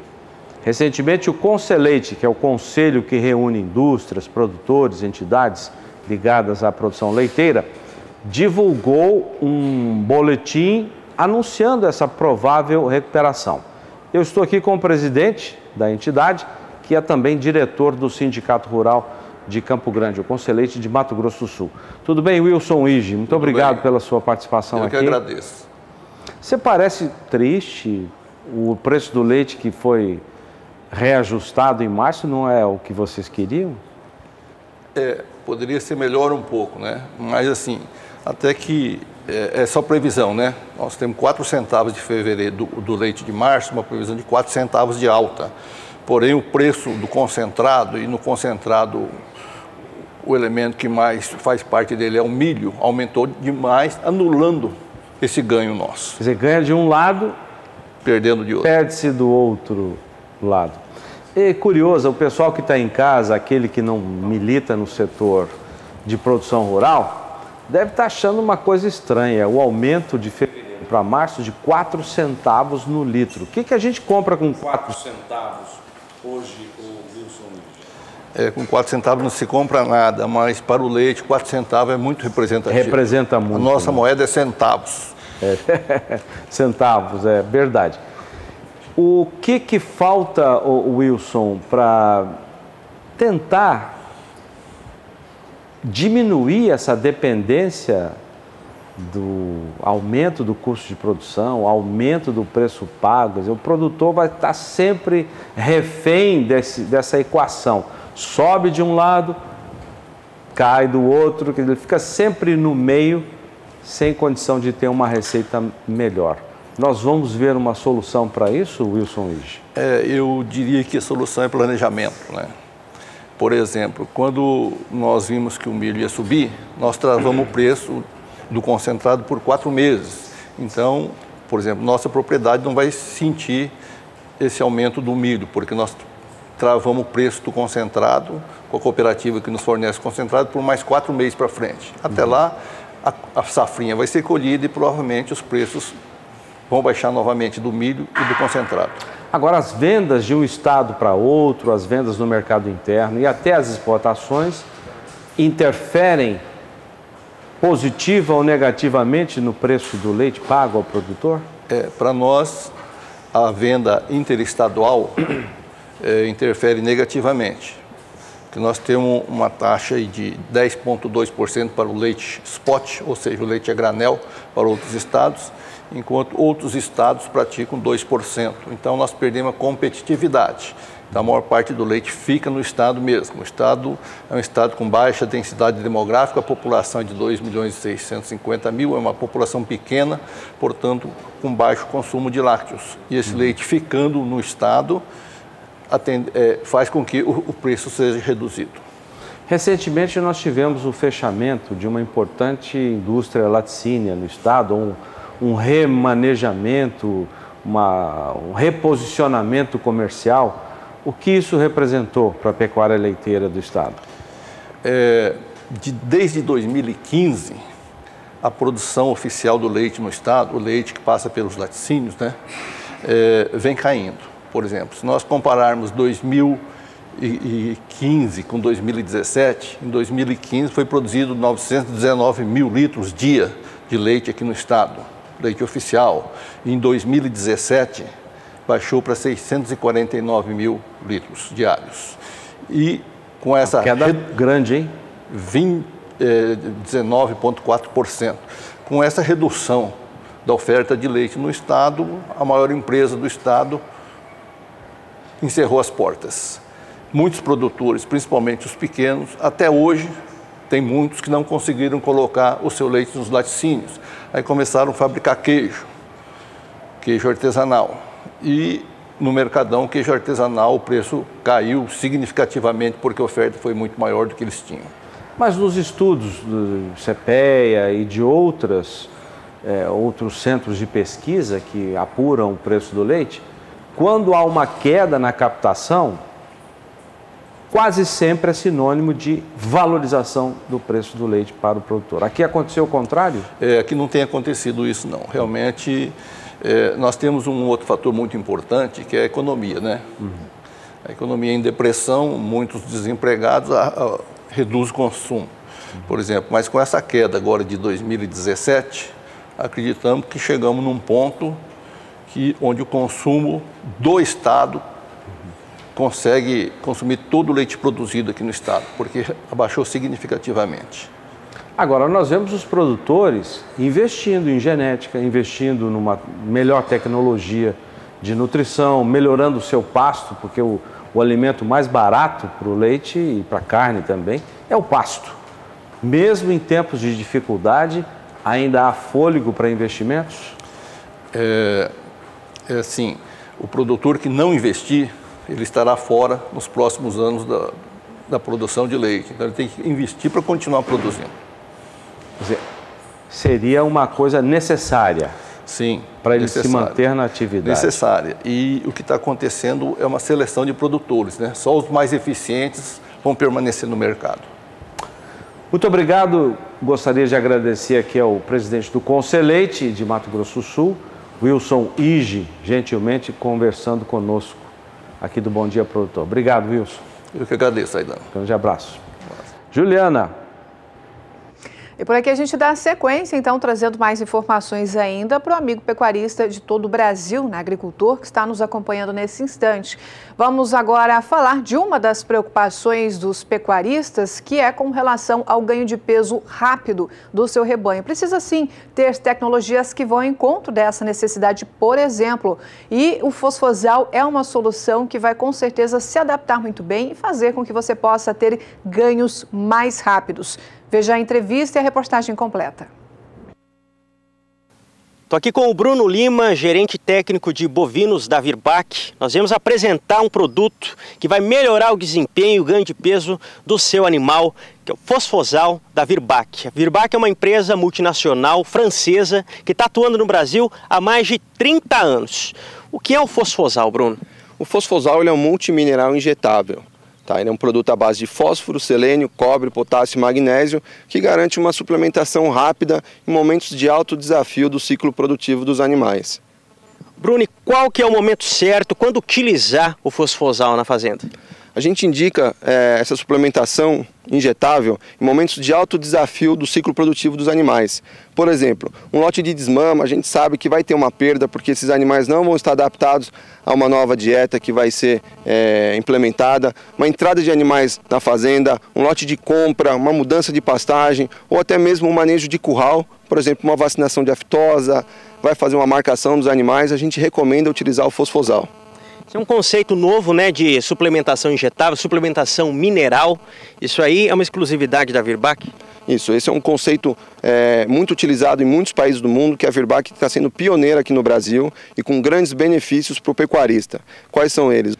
A gente observa com estudos já realizados um melhor ganho de peso nesse momento de desafio, nessa adaptação de dieta. A gente observa os animais mais saudáveis, os animais com melhor apetite. Então ele aumenta o apetite dos animais, estimulando o ganho de peso. Então a gente vai suplementar esse animal, ele vai complementar a dieta que esse animal está tendo no coxo ou a pasto e vai estimular a melhorar o ganho de peso. Tá certo, obrigado pelas informações. Nós apresentamos aqui o fosfosal da Virbac, conversei com o Bruno Lima, gerente técnico de bovinos da Virbac, Kleber Rabelo para o SBA.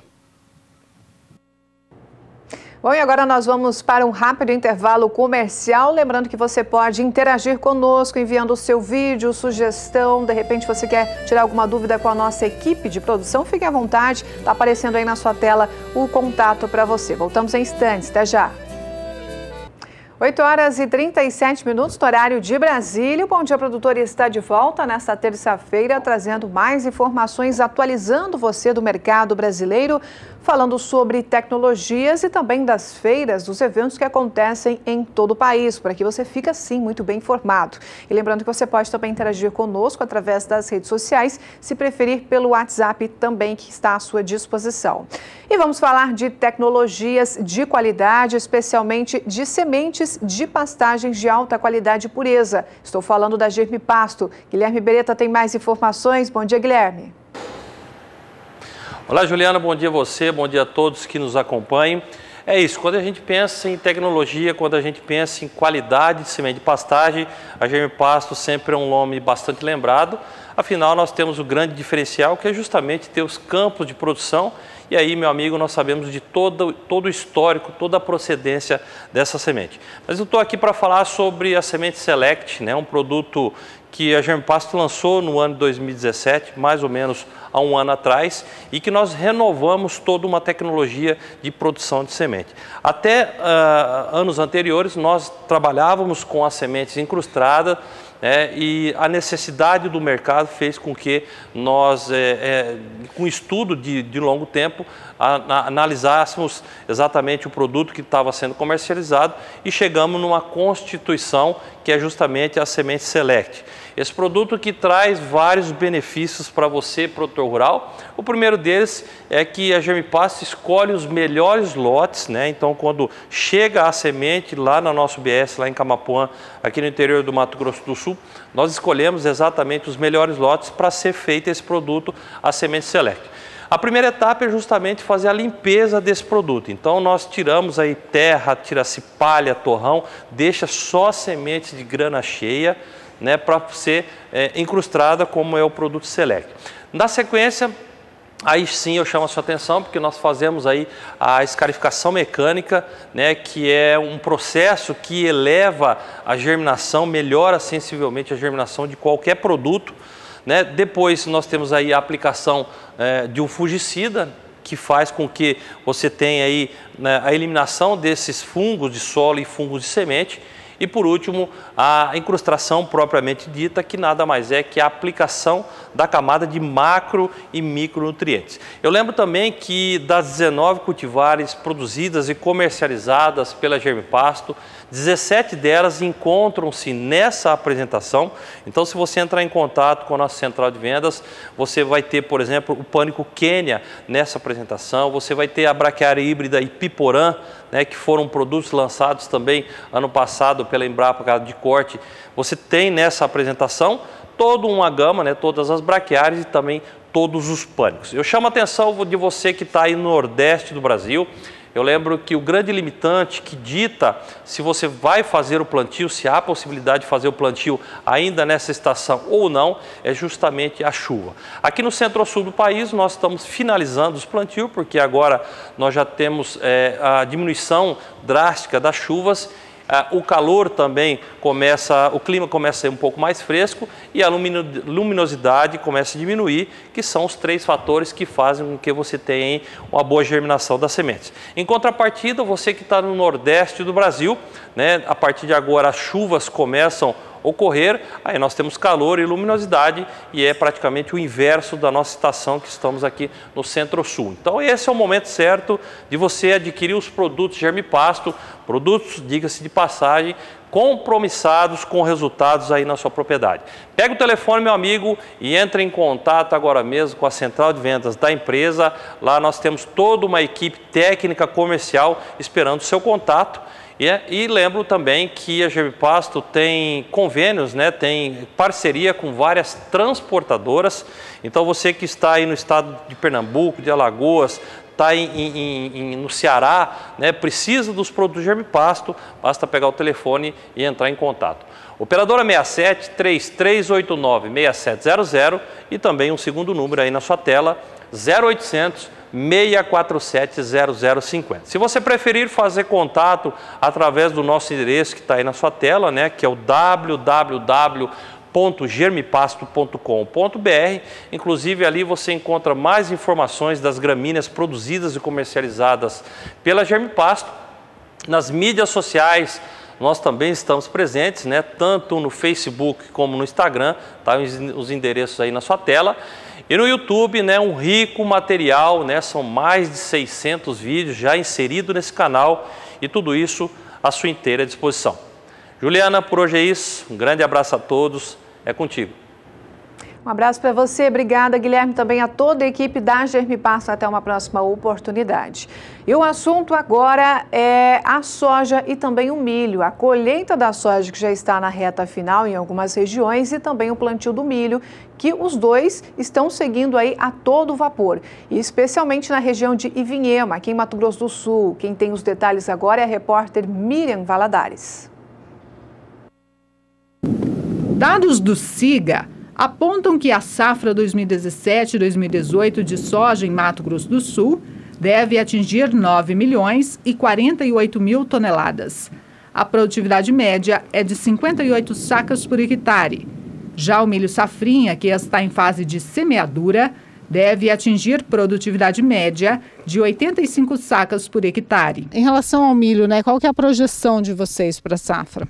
Nós temos uma expectativa de área de 1.800.000 hectares, com uma boa produtividade, caso o produtor decida consiga plantar pelo menos dentro do período de março, e caso não tenhamos problemas com geada ou chuvas demais no momento da colheita, ou a falta da chuva nesse período agora. Então nós esperamos colher por volta de 9 milhões e 100 mil toneladas do grão, caso seja plantado esses 1.800.000 hectares. Aqui na Fazenda São Luís, que fica em Ivinhema, no Mato Grosso do Sul, a colheita da soja já terminou, seguida do plantio do milho, que também já foi concluído. Sobre o assunto, eu converso com o gerente geral, o Sidney de Souza. Quando que vocês encerraram a colheita da soja e também o plantio do milho? A soja foi encerrada a colheita na semana passada, né? E como a gente já vinha fazendo o plantio do milho ao longo da colheita da soja, o plantio do milho também já foi finalizado. A propriedade tem áreas de diferentes anos de cultura, né? A gente tem áreas de 1º até 4º ano de plantio, né? Então a média geral nossa ficou em 60 sacas por hectare. E o milho, como que está? Qual que é a expectativa? O nosso histórico de produtividade do milho, ele gira na casa de 100 sacas por hectare, né? A expectativa nossa para esse ano também é que fique nessa casa também. Na fazenda são 500 hectares para o cultivo do milho, que é destinado ao consumo interno. A área de plantio da soja é um pouco maior, 2.400 hectares. Nessa safra está acontecendo um movimento inverso, né? No momento da colheita o preço da soja tem subido por algumas ocasiões climáticas na Argentina e outros eventos aí de operação cambial. Então o preço da soja tem subido nesse momento, né? E melhorou bastante a margem do produtor, né? Inclusive os contratos que a gente tinha feito inicialmente, né, tinham valores menores do que os que a gente está conseguindo vender agora no momento da colheita. Então a expectativa é de um bom resultado para essa safra.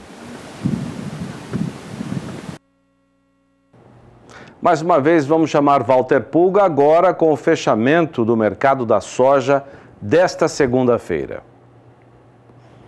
E no mercado de Chicago, soja fechava com leve baixa. Alguns ajustes, na verdade, antes dos relatórios do Departamento de Agricultura do governo americano. É o que dizem as agências de notícias, porque os futuros de soja negociados na Bolsa de Chicago fecharam com leve baixa nesta segunda-feira. Investidores ajustavam posições antes dos relatórios de estoques e de intenção de plantio que serão liberados pelo Departamento de Agricultura dos Estados Unidos agora na próxima quinta-feira, né? Agora, as perdas no mercado de soja, que teve uma leve baixa, foram limitadas por conta daquele clima seco que ocorre na Argentina, né? Segundo a empresa de meteorologia DTN, lá nos Estados Unidos, o volume de chuvas em áreas produtoras lá na Argentina durante o fim de semana foi muito baixo e não são esperadas precipitações significativas nesta semana na Argentina. Portanto, o mercado segue com aquela perspectiva de preços ruins, produção ruim e preços mais altos para a soja nos países produtores. Entre eles, lógico, nós temos, veja, lá nos Estados Unidos, o mercado reagiu com uma queda, mas é uma queda leve. Deveria ser mais acentuada, mas alguma perspectiva ainda permanece de alta para o mercado da soja, apesar dessa baixa pequena que nós temos, você tem na tela do seu televisor. Diante de uma produção menor na Argentina, não há como esperar uma queda acentuada dos preços da soja fora do Brasil ou fora da América do Sul. Contrato de maio recuou, mas recuou quase 3 centavos de dólar por bushel, mesmo assim encerrava a 10 dólares e 25 centes por bushel. O contrato de julho também caiu, 10 dólares e 36 centes por bushel, perdeu quase 3 centavos de dólar por bushel, e o contrato para agosto, a 10 dólares e 39 centes por bushel, recuou, de fato, mas recuou pouco mais de 2 centavos de dólar por bushel, ou seja, o mercado cedeu, mas não cedeu muito por conta ainda de dúvidas em relação à produção da Argentina. Aqui no Brasil, nós temos como referência Mercado Futuro, que trabalha lógico, alinhado com a Bolsa de Chicago. E olha o que acontece aqui. O mercado cedeu um pouco mais. Aí também um pouco da variação do dólar que influencia nas negociações aqui. O contrato de maio estava a 22 dólares e 70 centes a saca, caiu para 22 dólares e 60 centes a saca. Mas nos últimos negócios já recuperava parte dos 10 centavos de baixa que teve hoje. Então, nos últimos negócios, 22 dólares e 64 centes a saca. O contrato para julho estava 22,94, recuou para 22,85, subiu novamente nos últimos negócios, veja, veio em alta, 23 dólares e 4 centes a saca. O contrato de setembro estava 22,72, recuou pouco, 1 centavo de dólar por saca, fechou a 22 dólares e 71 centes a saca. Portanto, mercado perdeu hoje nos Estados Unidos, lógico, perdeu aqui também, mas perde muito pouco considerando que a variação foi muito pequena. Agora, o que acontece com os preços nas principais regiões comercializadoras do país, você vê agora, começando pelo levantamento do CPEA, que tem como referência as 5 principais praças comercializadoras do Paraná. E a soja, preço pago ao produtor, ela veio em alta. Subiu de novo para R$ 73,77 a saca em média nas 5 principais praças comercializadoras do Paraná. Veja que entre sexta-feira e esta segunda-feira, entre os dias 23 e 26 de março, a alta foi de 1,15%, o que traz a soja no indicador CPEA em alta de 2,13% no mês de março. E o que ocorre com a soja em outras regiões? Segundo o Safras e Mercado divulgava no final da tarde desta sexta-feira, em Passo Fundo, a saca de soja subiu para R$ 75,50. Na região das Missões, a cotação estável em R$ 74 a saca, mas no Porto do Rio Grande, as cotações subiram para R$ 80,50 a saca. E mais, em Cascavel, no Paraná, segundo o Safras e Mercado, subiu também, foi a R$ 73,50. No Porto de Paranaguá, subiu de R$ 79 para R$ 80,40 a saca. Em Rondonópolis, também avanço no levantamento de Safras e Mercado, R$ 68,30 a saca. Em Rio Verde, a saca permaneceu estável em R$ 66,00 a saca, mas em Dourados, no Mato Grosso do Sul, também uma alta para a média dos negócios com soja. Agora, R$ 68,00 a saca em média. E essas são as principais informações. Eu volto agora o sinal para Campo Grande. Tá certo. E vamos agora saber da agenda completa dos próximos eventos já da Central Leilões, né? Que sempre tem data e hora marcada com os seus grandes eventos. Quem traz informações agora é João Campo. Olá, você que acompanha aqui a grade de programação do SBA. No sábado agora, dia 31, último dia de março, nas vésperas da Páscoa, teremos uma oferta muito especial. É a Agropecuária Continental que, em mais um leilão fechado com sua genética, traz 2.500 bezerros de gado de corte. Todos eles cruzamento industrial ou Nelore, tudo com aquele padrão dessa que é a segunda melhor produtora de gado de corte do Brasil na última eleição da revista Dinheiro Rural. A Continental tem um trabalho muito forte aqui no Bolsão Sul-Mato-Grossense e nesse sábado, repetindo dia 31 de março às 14 horas, no canal do Boi, terá uma oferta de 1.000 bezerros da sua própria marca e de mais 1.500 bezerros de seus parceiros, convidados e detentores de um trabalho muito semelhante. Dentre os animais meio-sangue Angus, eu quero destacar que são 100% produtos de inseminação artificial. Pedi para o Fábio voltar um lote de bezerros meio-sangue, porque eu quero até apresentar um pouco mais dessa mercadoria. A Continental, quando vai escolher os touros da inseminação, busca no sumário norte-americano de Angus, maior berço não, mas talvez o berço da genética mais influente do Angus no mundo. Animais de bom desempenho para acabamento de carcaça, para ganho de peso, fertilidade. Então ela pauta no sumário da American Angus Association a seleção dos touros, os quais serão utilizados na estação de monta, e por IATF produz esses bezerros que nós vemos aí. Bezerros que desmamam na casa de 250 a 300 quilos de peso, exclusivamente a pasto. Olha que lote de fêmeas espetacular que o Fábio mostra aí pra gente. Ponto importante dos bezerros meio-sangue Angus que a Continental vende. Animais serão registrados, ou seja, animais que têm a isenção, principalmente nas fêmeas, né? Animais que têm a isenção do ICMS para atravessar barreiras interestaduais. Então é um gado com procedência muito boa, um gado de biotipo muito forte, a genética é primorosa e, além de tudo, tem esse plus comercial. Teremos machos e fêmeas de cruzamento, produtos meio sangue angus. Pode voltar a imagem daquela vermelha, Fábio, porque nós temos, além de tudo, animais cruza Brahma. A gente sabe que para quem faz a terminação, esse gado de cruzamento com Brahma é um estouro. Nós temos animais 1/4 de sangue e animais genética Nelore fechada da Continental. Ele que utiliza-se de reprodutores PO no repasse da sua vacada. E olha o padrão da bezerrada baia, que é a Continental. Aqui, no caso, nós temos animais que a gente costuma chamar de 1/4 de sangue. Em mães meio sangue Red Angus, às vezes meio sangue Brahma, eles voltam Nelore e produzem esse animal. Dá uma olhada no biotipo, a carcaça, a força que tem esse gado. Então, vale lembrar que serão 2.500 animais em oferta, 1.000 animais, desculpe-me, por conta da Continental e mais 1.500 animais dos seus parceiros, produtores de bezerro de qualidade no Bolsão do Mato Grosso do Sul. Quero lembrar ainda, como eu já disse, enfatizo, teremos machos e fêmeas e teremos também animais desde mais jovens, vocês viram vários lotes de bezerros de esmama, até animais mais erados, novilhada para entorar na próxima estação. Teremos também lote de vaca magra para quem quer engordar. Teremos uma oferta de uma boiada de cruzamento de mais de 12 arrobas. Essas imagens nós ainda não temos porque o pessoal está filmando. Então vale lembrar para que vocês acompanhem ainda diariamente o nosso site, porque novos lotes serão adicionados ao leilão da Continental Agropecuária. Não percam, fique ligado, é no sábado agora, dia 31 de março, a partir das 14 horas, no canal do SBA, no canal do Boi. Eu fico por aqui agora, muito obrigado a todos, uma boa semana, tchau, tchau.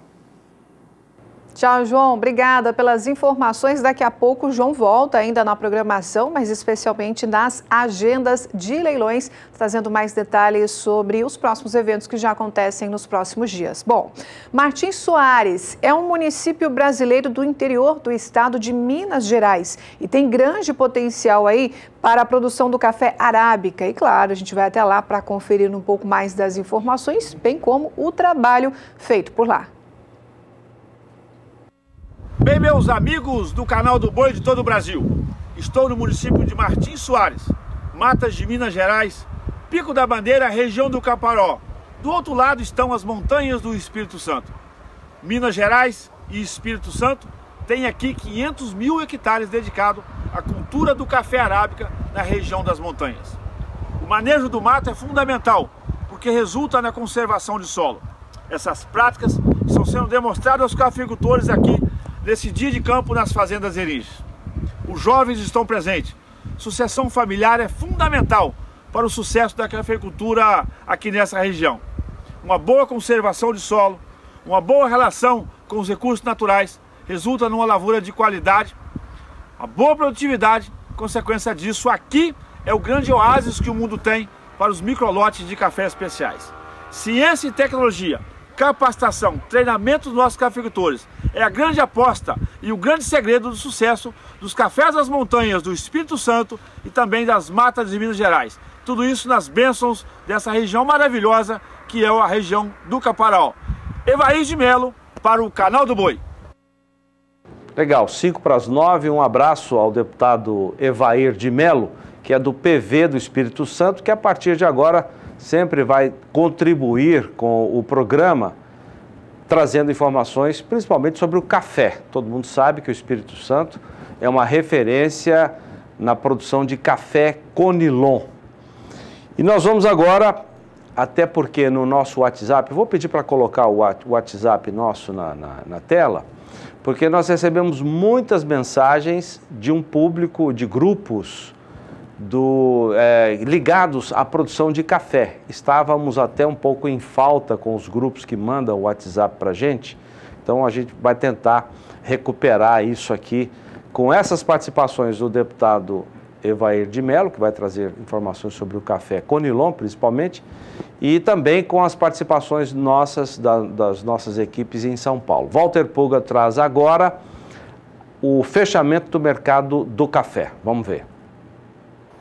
E o mercado do café arábica, lá na Bolsa de Nova York, fechava em alta nesta segunda-feira, recuperando aí parte das perdas recentes no mercado. Mas isso ocorreu porque os fundos de investimento seguem carregando um saldo vendido lá na Bolsa de Nova York, fator que pode manter os preços ainda no campo negativo no decorrer desta semana. Portanto, uma alteração que não muda, pelo menos não muda drasticamente, o quadro negativo que resulta em preços mais baixos e que provoca reclamações dos produtores de café, notadamente dos produtores de café da América do Sul.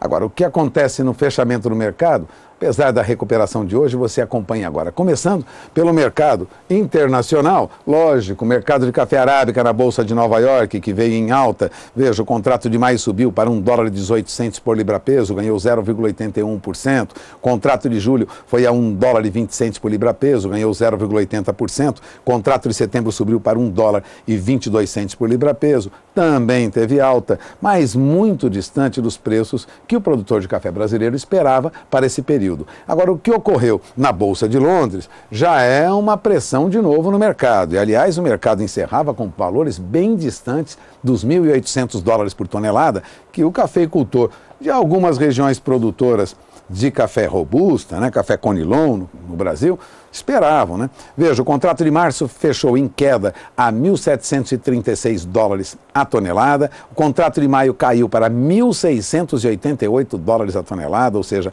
bem abaixo da faixa de $1.700. O contrato para julho a $1.715 por tonelada perdeu mais, perdeu $6 por tonelada em relação aos valores de fechamento de sexta-feira. Foi uma segunda-feira ruim até para o vencimento de setembro, que caiu $9 por tonelada, recuou para $1.716 a tonelada. Agora, aqui no Brasil, o que ocorre é um pouquinho diferente. O mercado até reagiu. Variação do dólar contribui para isso. Agora, veja o que está acontecendo. Com o dólar mesmo em leve queda, nós tivemos aí uma recuperação mais acentuada para os preços do café no mercado futuro brasileiro. O contrato de março subiu quase 2,5%, tinha últimos negócios a $143 a saca. E o contrato de maio, que estava a $141,40, foi reajustado para $142,70 a saca. Contrato de café arábica para julho estava a $137,50, subiu para $138,60 a saca. E o contrato para setembro, referência para o produtor de café no Brasil, subiu também, subiu 0,69%, foi de $145,90 para $146,90, depois cedeu um pouco, $146,45 a saca. Agora, o que ocorre no mercado físico? Bom, tome nota, você acompanha comigo agora os preços apurados pelo CPEA, começando pelo café arábica, né, negociado em média no interior de São Paulo, a R$ 425,43 a saca. Ou seja, há uma recuperação? Mas é uma recuperação muito pequena, recuperação de 0,27%, o que traz aí uma perda menor um pouco, considerando aí os últimos números, né? Uma perda de mais de 2,5% neste mês para a café arábica, considerando o indicador CPEA, que tem como referência o interior de São Paulo. Sempre é bom lembrar, café arábica tipo 6, duro para melhor. E o que acontece com o café robusta negociado no Espírito Santo? Café robusta negociado no Espírito Santo recuou de novo. Caiu para R$ 301,60 a saca em média. Você tem na tela do seu televisor uma baixa de 0,36%, queda de 4,11% no indicador de café robusta apenas no mês de março. Então, 4,11% de baixa para o robusta na média dos negócios no Espírito Santo. E essas são as principais informações, mas antes de encerrar, tome nota, hein? Segundo o Safras e Mercado no sul de Minas Gerais, café arábica, bebida boa com 15% de catação, em média era negociado a R$ 430 a saca. Já no Cerrado Mineiro, também café com 15% de catação, bebida boa, em média R$ 435 a saca. E café arábica Rio, tipo 7, lá da zona da Mata de Minas Gerais, tinha preço em R$ 395 a saca. E essas são as principais informações sobre o fechamento do mercado nesta segunda-feira. A expectativa agora é para o cafeicultor de que os preços subam um pouquinho, pelo menos nesta curta semana. Nós temos um feriado no Brasil, isso deve trazer o mercado com alguma leve recuperação, se é que essa recuperação de preços virá. Eu volto sinal para Campo Grande. Obrigado, Pulga. 9 da manhã no horário de Brasília, chegando ao final do período da quaresma.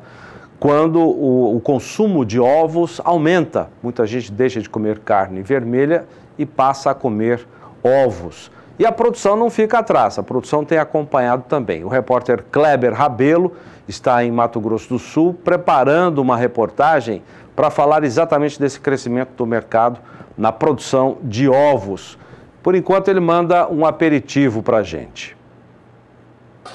Nós estamos em São Gabriel do Oeste, interior do Mato Grosso do Sul. Estou aqui na avícola União com o Antônio, que é proprietário dessa avícola. A procura por ovos vem aumentando nos mercados.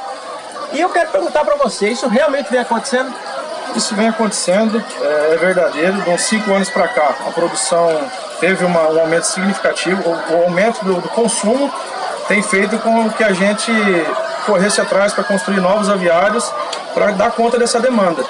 Em questão do ovo, antigamente tinha essa desmistificação que teve, que o ovo fazia mal, e hoje com médicos indicando, academias, nutricionistas indicando o ovo como um alimento bom e saudável, fez a nossa demanda crescer. Então estamos trabalhando para dar conta de atender os mercados, atender o pessoal todo. Aqui eles produzem cerca de 280 mil ovos por semana e ainda a demanda não é suficiente, né? Não é suficiente. A gente está construindo mais barracões para até o final do ano a gente quer aumentar em mais 30 mil ovos por dia. A reportagem completa você acompanha nos próximos dias no SBA. Muito obrigado, Antônio. Obrigado. Kleber madrugando para trazer a informação para você. Depois do intervalo comercial tem outros destaques aqui no programa. Até já.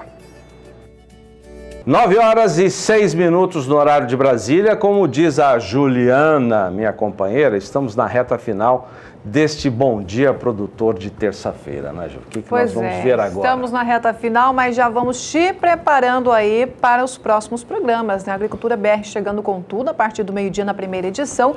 E vamos saber agora dos destaques. Juliana Comparim está ao vivo e traz as informações. Oi, Ju, tudo bom? Oi, Ju, tudo bom? Bom dia para você, para o Zaidan, para todo mundo que está acompanhando o Bom Dia Produtor aqui pelo canal do Boi. É um prazer estar aqui de novo para trazer em destaque um pouquinho da nossa agricultura, né? Eu trouxe hoje aqui um destaque para o setor cacaueiro, Ju. Nessa última segunda-feira, dia 26 de março, foi o Dia do Cacau. Então, nenhuma data melhor para a gente falar um pouquinho, né, sobre esse setor aqui no Brasil. Foi tão importante na época da colonização, né, tem uma bagagem histórica junto com a história do Brasil. Na época em que ele foi introduzido, lá no século XVII, foi muito importante para o desenvolvimento econômico da Bahia, em especial da região sul, onde fica Ilhéus. Bom, 2 debates que estão em voga agora no setor cacaueiro do Brasil, Ju e Zaidan, tem a ver com, lógico, buscando melhorias para esse setor, né? Um deles é o projeto de lei que tem tramitado na Câmara dos Deputados e também no Senado Federal a respeito do aumento da porcentagem de cacau na fabricação do chocolate. Hoje em dia, aqui no Brasil, a norma diz que as indústrias precisam colocar 25% de cacau para produzir um chocolate, para fabricar esse produto final. Mas esse projeto de lei, ele prevê a ampliação, passando de 25% para 35%. Esse percentual, caso ele seja aprovado, ele vai estar em linha com o que outros países produtores de chocolate também adotam. Nos outros países, esse percentual fica entre 32% até 35%. Essa vantagem traz vários benefícios, né, principalmente para o produtor rural, produtor de cacau, uma vez que a indústria vai precisar colocar mais cacau para fabricar esse chocolate. Mas tem também os benefícios para a sociedade como um todo, em especial na geração de empregos e também proporcionando mais saúde, uma vez que o chocolate, contendo mais cacau, ele fica mais nutritivo e também mais saudável. Bom, outro assunto que está sendo bastante debatido no setor cacaueiro hoje em dia aqui no Brasil é a batalha que o setor tem feito para evitar a entrada de uma doença nas lavouras do Brasil. É a doença monilíase do cacaueiro. A gente tem até umas imagens para você de casa acompanhar para ver como que é o sintoma dessa doença no cacau. Ele deixa o fruto do cacau com uma casca mais escurecida e com um pó branco. esse sintoma, então, da doença monilíase do cacaueiro. Essa doença, ela existe em outros países produtores de cacau da América do Sul, como no Peru, na Bolívia, tem também registros no Equador, mas hoje em dia não é presente no Brasil, ela nunca chegou no Brasil. Mas como existem países que fazem fronteira com o Brasil, e ali em uma área produtora, no Pará, por exemplo, existe a possibilidade dessa entrada aqui no Brasil. E aí seria um grande problema para esse setor, né, já que enfrentou vários problemas com sanidade das lavouras. A gente lembra aqui a vassoura de bruxa, que foi uma grande devastação nas lavouras de cacau do Brasil na década de 90, acabou derrubando a produção nacional. Então, qualquer ameaça de nova praga traz em voga, então, todo esse temor do setor. Então, esse é um outro assunto que está sendo bastante trabalhado.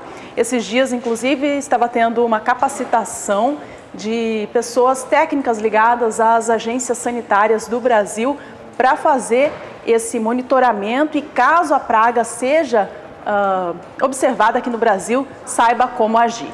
Bom, então está aí um resuminho então do que tem acontecido com o setor do cacau do Brasil, as batalhas que estão sendo travadas. Fora isso, a safra começa a ser colhida agora em abril, a expectativa é de uma boa produção.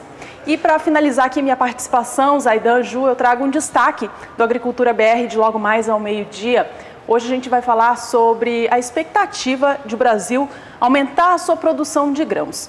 O ministro da Agricultura, Blairo Maggi, ele tem comentado da expectativa do Brasil até dobrar essa sua produção em virtude do uso dos sistemas de integração lavoura, pecuária e floresta. Ele defendeu esse sistema de integração nas propriedades rurais, que estão cada vez mais incluindo isso na sua atividade, como uma maneira do Brasil aumentar ainda mais a sua produção e participar cada vez mais do cenário internacional e fornecer mais alimentos para o mundo. Bom, esse é um dos destaques do programa de logo mais ao meio-dia. E eu convido vocês que estão aí em casa nos assistindo para acompanhar, então, as notícias ao vivo, que é notícia do agronegócio, em especial na agricultura, na segunda edição da Agricultura BR de logo mais. Zaidan, Ju, obrigada pelo espaço. Até mais. Obrigada, Ju. Um abraço para você. Valeu, bom programa para Juliano e Fabiano também daqui a pouco. O Sindicato Rural de Ulianópolis, no Pará, coordena a participação daquela região na manifestação marcada para o dia 4 de abril em Brasília. Na pauta dos produtores rurais que se dirigirão à capital federal está o não ao pagamento retroativo, a cobrança retroativa do Fundo Rural. Vamos ver o que disse o presidente, o Fernão Zancaner. Cada vez mais o produtor rural está entendendo a importância de mostrar para o Brasil a sua importância dentro do contexto da produção do Brasil. O setor rural hoje é o grande responsável por segurar o Brasil na crise e também responsável por essa retomada agora da economia. E mesmo assim, ele vem sofrendo algumas intercorrências aí durante o processo, como essa questão do Fundo Rural. Entendeu? Então nós precisamos ir para Brasília e precisamos mostrar que o produtor rural não aceita pagar mais essa conta. Nós não vamos pagar mais essa conta. A conta não é nossa. O Supremo Tribunal decretou inconstitucional. Não tem justificativa para se vir cobrar o produtor rural mais 5 anos retroativa essa dívida. Nós não vamos aceitar isso. Tem outras reivindicações além do Fundo Rural? Sim, nós também precisamos de uma securitização. Apesar do setor estar ajudando tanto o país, existe uma dívida estimada em 280 bilhões de reais. Entendeu? Então o setor está espremido também, com margens muito apertadas e precisa dessa securitização para ajudar ainda mais o Brasil a crescer. E o Bom Dia Produtor de hoje vai ficando por aqui, desejando a você uma excelente terça-feira e já te convidando, porque daqui a pouco a gente volta com as agendas de leilões, eu e Adriane Dival. Bom programa para você. Obrigada. Daqui a pouco. Tchau, você tchau. fica agora com o Brasil Gourmet do Renato Lapenta. Eu volto mais tarde no Pecuária BR, às 6 da tarde aqui pelo canal do Boi. E amanhã às 7 horas, todos nós aqui no Bom Dia Produtor. Até lá. Tchau, tchau.